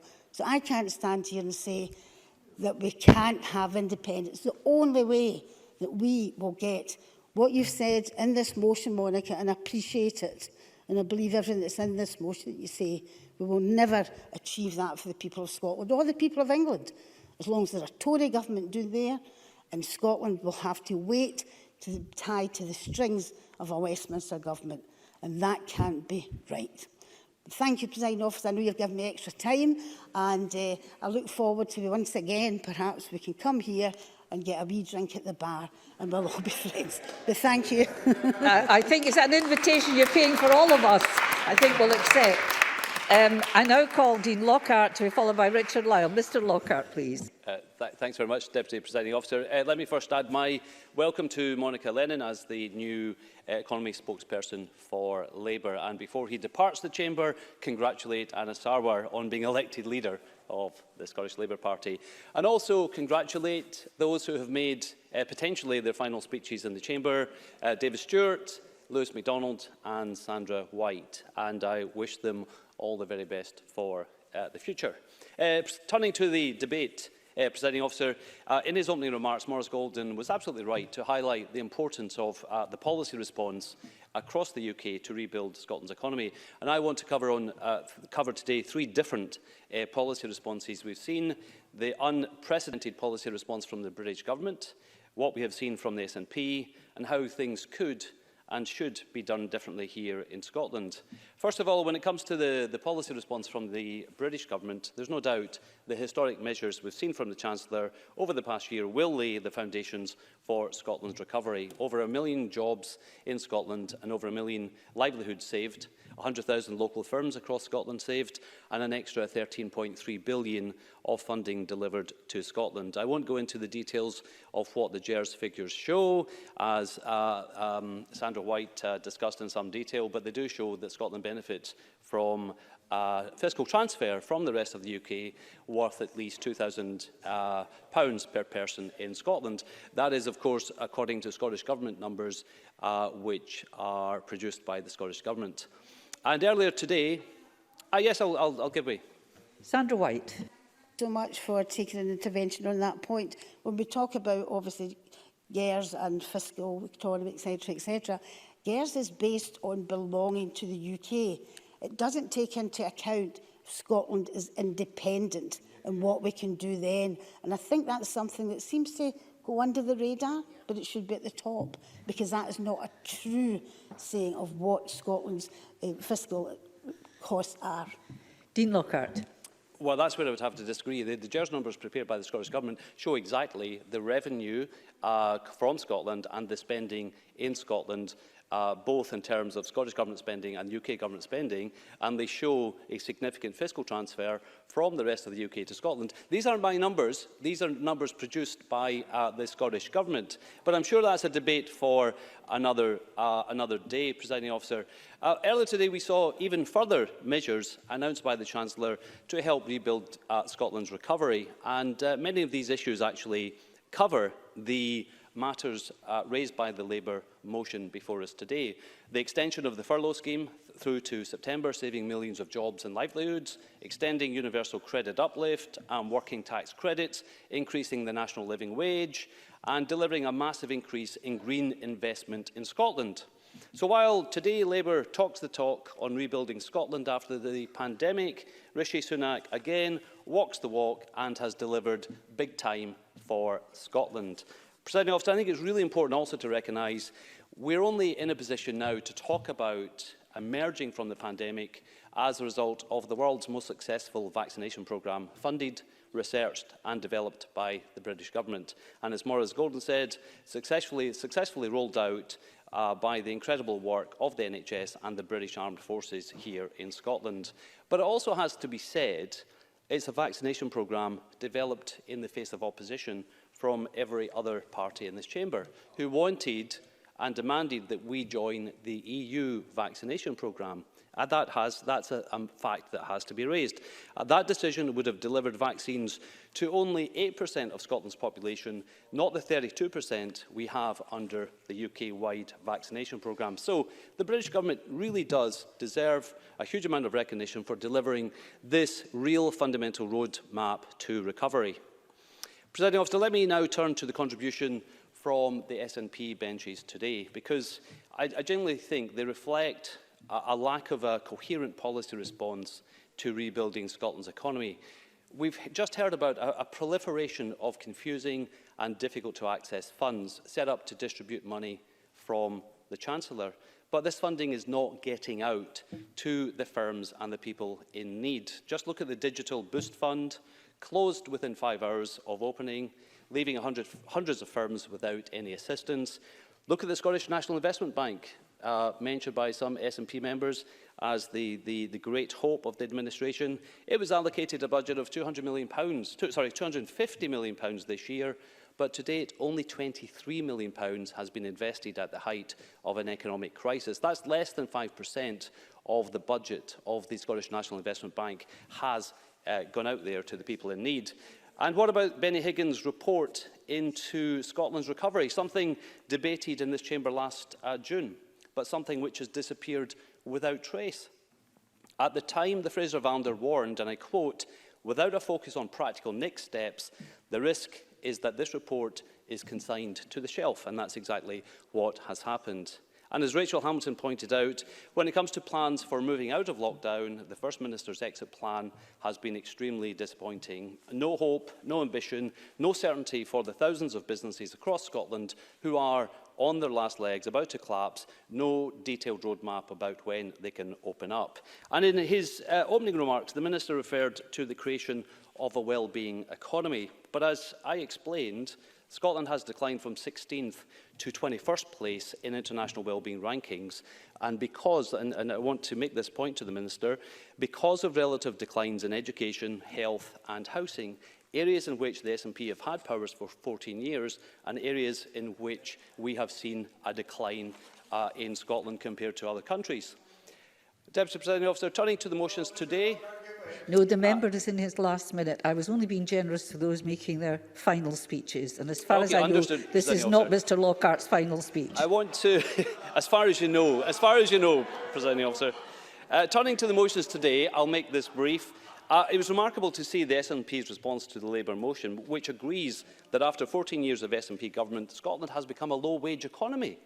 And the SNP's amendment today seems to indicate that control over employment law is the only solution that will address this low-wage economy, when the solution, the drivers to deliver high-paid jobs, secure jobs, have always been within the control of the SNP. Control over education and skills, training and apprenticeships, economic development, college and university funding, all of which has been cut, and the creation of jobs in the high-tech, digital and renewable sectors, all of which we have not seen. Presiding Officer, let me wrap up by saying that we need a government fully focused on building back from the pandemic, not one obsessed with an illegal referendum. With that, Deputy Presiding Officer, I will support the amendment in Maurice Golden's name. Thank you very much, Mr Lockhart. I now call Richard Lyle, who's the last speaker in the open debate, and it's Mr Lyle's final speech. Mr Lyle.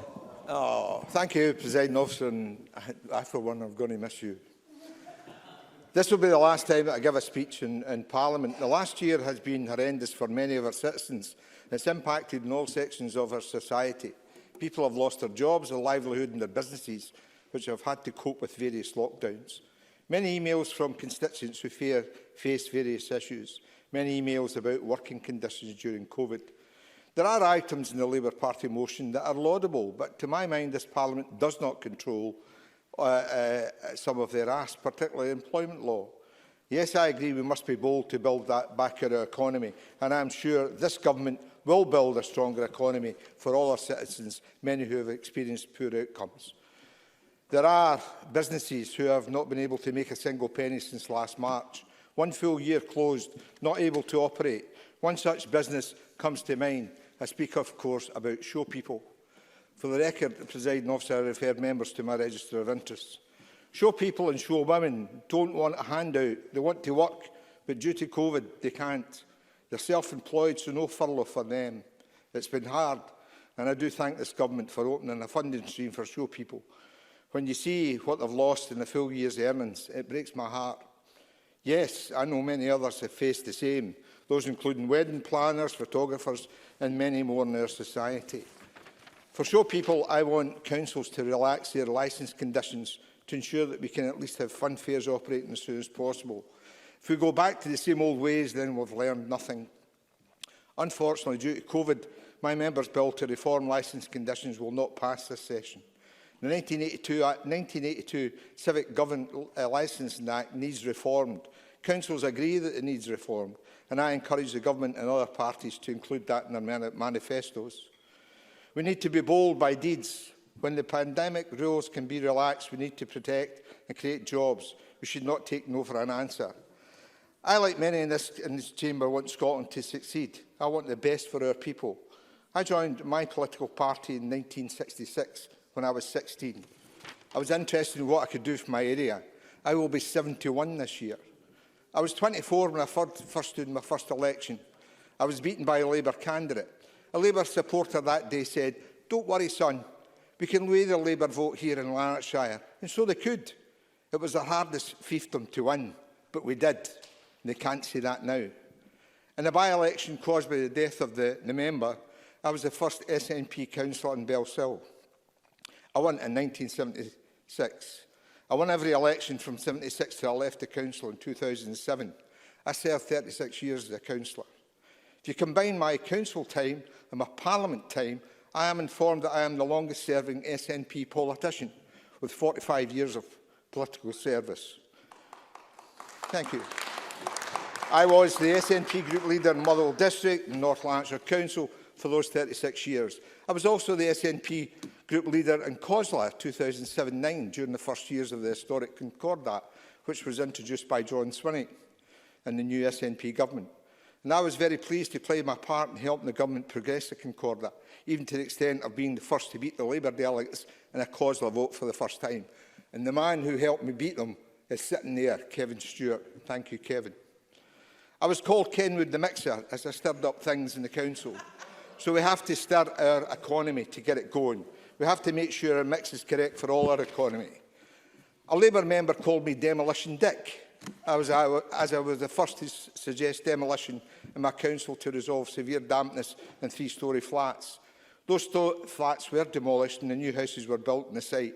I encourage ministers like Kevin to be bold and see new projects take root. Over the years, I've helped many people to get a house, but you know you're getting old when one constituent said to me, "Mr Lyle, you got my mother a house when she got married. Can you get me one, please?" I've enjoyed my time as a member in this Parliament. Where has 10 years gone?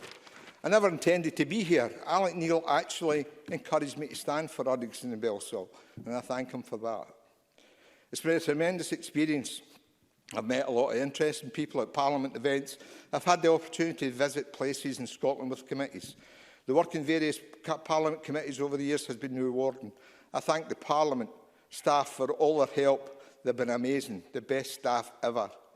I've enjoyed, some would say, being the shouter during votes in the chamber. A member actually texted me some weeks ago, "Richard, I'm so glad I hear you shouting what way to vote, because I've just voted the wrong way in the last vote." Hopefully a new shouter will be found in the next session. I have made, I think, a lot of friends, both in my party and opposition parties. I enjoy winding Morris up, even though he's looking at his computer. I thank each and every one of them for their friendship, and I wish you all well, especially my good friends over there in the Labour benches also. And thanks for your kind comments, and I'm sure to all retiring members. We have to rebuild our nation. We have to make things better. For that's why I became a politician. I believe in independence. There, I've just said it. And I want my country to take its place in the world. Let's build a better Scotland. In the years to come, a Scotland that caters for all. Best to you all in the coming weeks and years. I think I'd like to finish by saying I'd like to thank my staff who supported me over the years. I would like to thank my wife, Marion, my son, Vincent, my daughter, Marina, for supporting me in my political life. I could not have done it without them. I look forward to seeing more of my family, my grandchildren, Rory, Iona, Nathan, and Hannah, who actually is one today. So, happy birthday, Hannah. You'll see Grandpa soon. Thank you. Thank you very much, Mr Lyle. A characteristic speech. I now call Annie Wells to close the debate for the Conservatives. Ms Wells, please. Thank you, Deputy Presiding Officer. And I too want to send my best wishes to David Stewart, Sandra White, Richard Lyle and Lewis MacDonald, and wish them well for the future. And happy birthday, Hannah, as well. As has been expressed by others so far, the COVID-19 pandemic has undoubtedly been the greatest upheaval our society has experienced since World War II. On Monday, we commemorated the one-year anniversary of the first COVID-19 positive test in Scotland. This time last year, we looked on to the situation in other countries with concern from afar at how quickly the virus was spreading. Nevertheless, we went about our daily lives as normal. Our schools were bustling with activity and learning, with students heading into exam season. Public transport was teeming with commuters in our biggest cities, and our pubs, bars and nightclubs were in full swing. Presiding Officer, none of us could have predicted the impact this crisis would end up having on all our lives. The Scotland today looks barely recognisable to the one we left behind at the beginning of last year. However, coming together as one to face the collective endeavour, there are signs we are nearing the end of this crisis. Thanks to the dedication of our treasured NHS staff, the UK's outstanding vaccine rollout programme and the efforts of the public, we are the most confident that we have been in months that the sun will soon shine on us once again. Presiding Officer, although we hope the immediate threat of COVID-19 will soon pass, it is certain that we will be dealing with the aftermath of the crisis for years to come. We must act now with decisive action to place Scotland firmly on the road to recovery. Building on the incredible support given by the UK Government to protect Scottish jobs and businesses against COVID, to the tune of £20 billion, and the Scottish Conservatives have already outlined several ambitious proposals to rebuild Scotland. These steps will be firmly rooted in doing what's best for Scotland's communities, empowering them to play a leading role in Scotland's recovery. A starting point in this road to recovery should be overhauling the existing business support grant system. We have repeatedly urged this government to take full advantage of the support it has received from the UK Treasury to save as many jobs and businesses as we can. However, reflected by what constituents are telling me on the ground in Glasgow, the application process for grants is cumbersome. With a total of 44 separate support funds that currently exist, we want to simplify the system by creating a single business support fund that would provide support to all affected businesses based solely on need. A revamp of the support scheme will give many businesses, from our high street retailers to our local pubs, the confidence they desperately seek, as they will be key in driving Scotland's economic rebuild and the rejuvenation of our communities. With friends and family having spent months apart from one another, the Scottish Conservatives are also calling for a massive acceleration in Scotland's infrastructure investment to connect our cities, towns, villages like never before. By creating a joint UK-Scottish infrastructure investment body that can oversee the development of key projects, such as expanding the M8, we can build thriving population centres and new communities between Glasgow and Edinburgh, Aberdeen and Inverness. Finally, Presiding Officer, Scotland's councils must have both the resources and autonomy they need to support our communities beyond the pandemic. Last week, I was disappointed to see the SNP government vote against their motion to give a fair funding deal to Scotland's councils, which would have guaranteed councils a set percentage of the Scottish budget every year. HOSLA have been clear, with the gaping financial black hole sitting at over £500 million, the settlement and offer this year by the government does not go far enough. Meanwhile, when the government do issue funding, a significant amount is ring-fenced, £800 million for the forthcoming year alone. This is money that councils have little to no control over. We will continue to make the case that an unprecedented crisis demands unprecedented support. Scotland's councils deserve far greater financial backing from this government, as well as the freedom to make funding decisions based on the most urgent priorities for their local communities. Presiding Officer, no one in this chamber should be in doubt about the scale of the challenge ahead. Having been tested so much this past year, we owe it to the Scottish people, as their elected representatives, to place our sole focus on rebuilding Scotland and her communities. That's why I'm frustrated at this government's rhetoric, which suggests their priority is holding another divisive independence referendum, even as soon as this year, despite our deadly fight with COVID-19 persisting. It is reckless and irresponsible, as not only does the uncertainty posed by the new mutated variants require us to keep our guard up, but because this rhetoric causes serious damage to our economic recovery and social fabric at a time when we all need to pull together. As highlighted by the recently published Talk Together report, by dividing people all over again based on where they stand in the Constitution, it would be a serious setback to the community spirit so brilliantly generated during the pandemic. A responsible government would realise that by uniting as people and as a nation, we can maximise our economic recovery. The monumental challenge to rebuild our country requires 100% of our attention in the years to come. It is a challenge in which the Scottish Conservatives are ready and determined to meet head-on. Thank you, Deputy Presiding Officer. Thank you very much, Ms Wells. I now call on Jamie Hepburn to close with Scottish Government Minister, please. President, can I just check how long I have to speak? Around 6 minutes. Okay, thank with you. With a little bit of elasticity, but not a lot. I will try and confine my remarks accordingly. Can I, first of all, rectify an omission I made at the outset? I should have, in welcoming Monica Lennon to her role, also offered my congratulations to Mr Sauer on his new role as well. So I've done that and put that on the record. Now, can I thank those members who've taken part in today's debate. As we reach the end of our parliamentary session, we have seen a number of colleagues speaking here for the last time, and I want to thank each of them for their contribution and their public service. To David Stewart, to Lewis MacDonald, thank you for all you have done in your time as parliamentarians and in the various roles that you have played.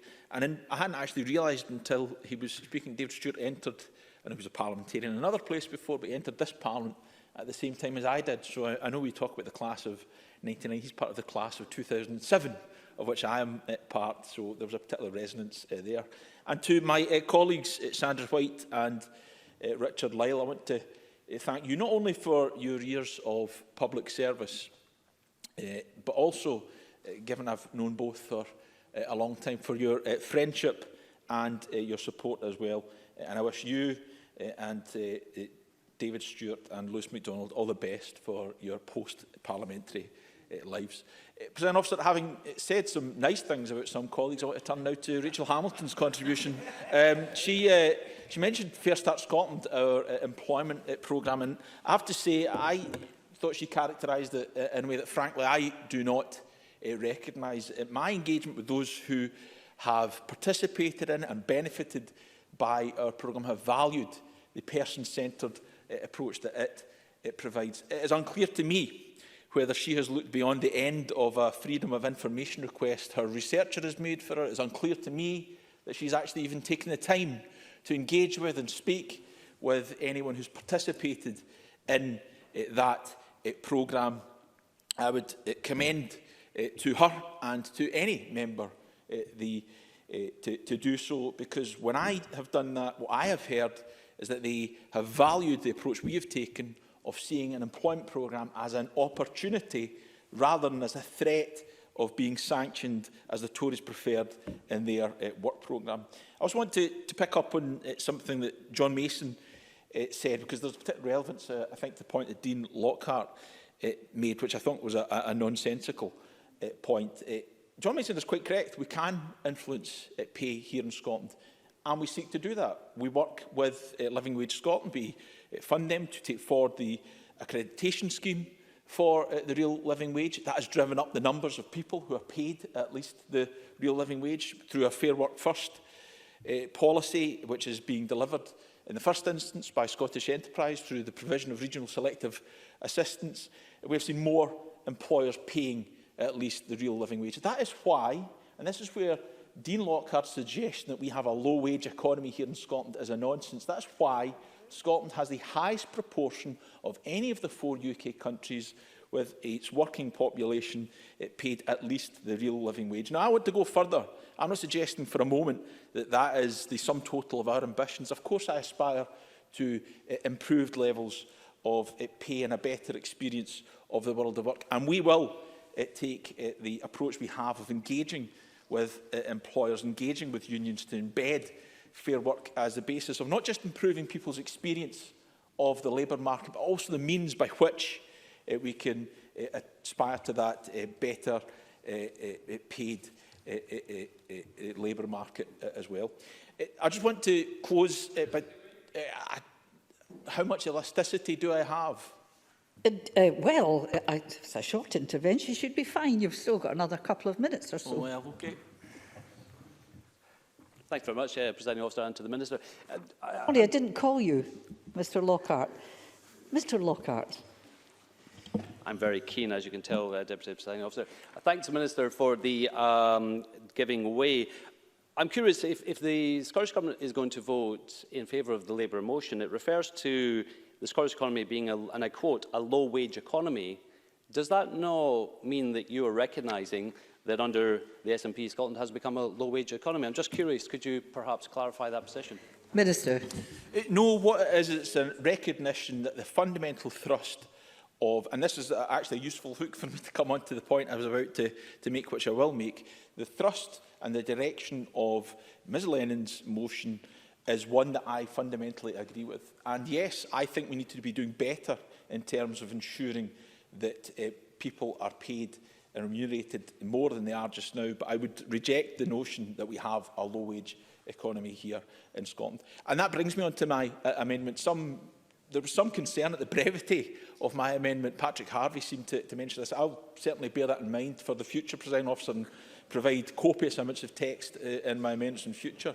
But the point there is that is the one I've just made.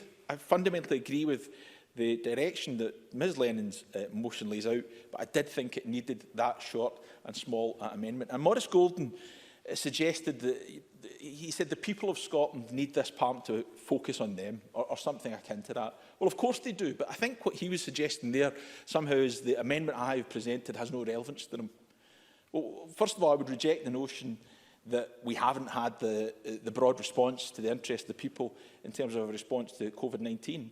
But the idea that employment law has no relevance to the people of Scotland is a nonsense. What he really means, why he opposes my amendment, is because he supports a statutory minimum wage below the rate of the real living wage. He doesn't want to fix the system of the broken system of statutory sick pay. He doesn't want to tackle fire and rehire. He doesn't want to change the Trade Union Act that stops organised labour organising itself better. He doesn't want to see those in false self-employment provided with proper employment rights. He wants to see his Tory party colleagues at Westminster continue their approach to employment law, and it's the retention of the power in those hands, and those Tory hands, that leads to the race to the bottom.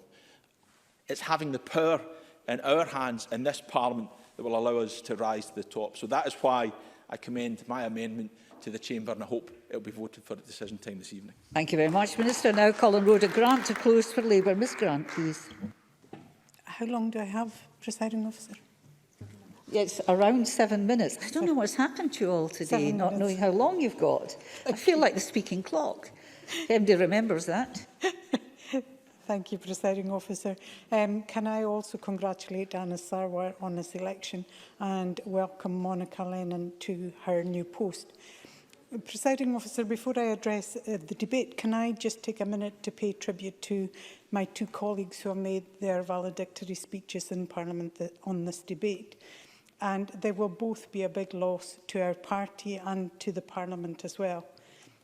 Lewis MacDonald has served the North East, raising issues that impact on the lives of the people who live there, from fishing to the entirety of the energy industry, something he talked about again today, and he has been the go-to person on that issue in this Parliament and has a wealth of knowledge that I will miss. He's also served the Parliament as a committee convener and has stepped up latterly to assist as a deputy presiding officer during the pandemic.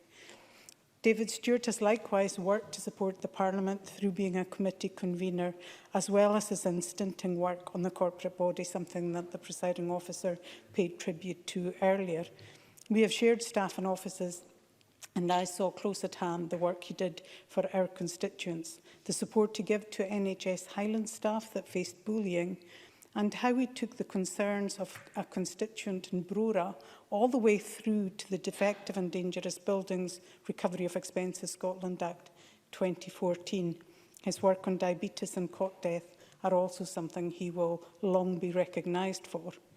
On a personal note, I will miss a drink after work with him in the Parliament bar, and especially when, on the very rare occasion, he paid.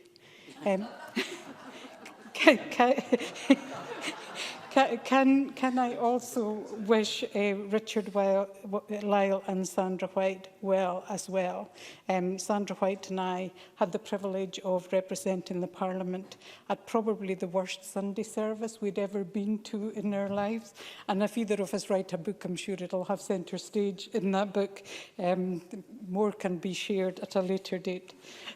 All of them made wonderful valedictory speeches, and I wish them all well.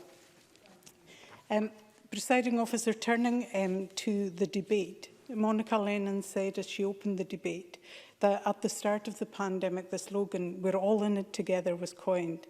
And sadly, we saw in sharp relief that we were not. Deep divisions in our society grew. Those structural inequalities from jobs and work to the very ability to survive the virus were stark to see. Patrick Harvey said those who could not work from home due to space and connectivity suffered badly. People who were on 0-hour contracts had no safety net. Women and disabled people were the most hard hit with job losses. The burden of caring for relatives and children fell to women as they tried to work from home themselves. Children from families who could not afford laptops and broadband lost out on education. Overcrowded households saw the virus rip through their homes, and those living in flats without gardens couldn't meet friends or relatives. The outcomes for those who were obese and poor, and as John Mason said, those two are connected because poor diet leads to obesity. They suffered the worst outcomes from the virus. And even those with dental problems saw the divide between those who could afford to go private and those who could not. And while those on the front line worked increased hours, putting themselves and their families at risk, they were not all healthcare workers, but they were also bus drivers, supermarket assistants, and many of the most low-paid in our society. These divides are stark and impact on every aspect of life. Decisions made by those living in leafy suburbs impacted on their lives and had no understanding of those who did not. And the motion calls for a change in our society. As we recover from the pandemic, we must build a society that is equal and inclusive to all. Monica Lennon talked about fair work, about the 11 billion procurement budget that could make such a difference. We should insist on a real living wage. We have the powers to do this right now, but yet those powers aren't used while the Scottish Government asks for still more powers that they wouldn't use either. What on earth is the point of power if you don't use it? Use procurement now to enforce a real living wage. Lewis MacDonald talked about the most vulnerable before the pandemic being the most vulnerable during the pandemic, and if we don't do something, they will be the most vulnerable after the pandemic. Use the powers that we have. As I said before, women have been really badly hit by the pandemic, and I think it was Monica Lennon who said that this has put equality, especially in employment, back by decades for women. They are the most furloughed, they are the majority of frontline workers, and they are the ones that have to deal with home education and caring when people weren't able to visit elderly and sick relatives. So the Minister talked about an action plan, but what is the point of a plan if there is no action? It's the action that is required to make the difference. Again, with young people, he talked about a young person's guarantee, which is simply a rebranding exercise with no new initiatives, and even he admitted it would take 2 years to reach some of those that really need it. 2 years to a young person is a lifetime. It leads to a lost generation. We need to do something about it just now. I'm in my last minute. The members in our last minute. Presiding officer, David Stewart in his speech talked about Tom Johnston and Willie Ross and their vision Presiding Officer, we need that vision now. We have an opportunity to do things differently, to build a society in which we all have a stake. This must be a fundamental change where a person's life chances and expectancy does not depend on their postcode, that all work is valued and above all else the workers we depend upon for our very well-being must be treasured. Out of this crisis, let us grasp this opportunity and let us create a country and indeed a world where nobody is left behind. Thank you very much, Ms Granton. That concludes the debate on Scotland's recovery. It's time to move on to the next item of business. We'll have a short pause.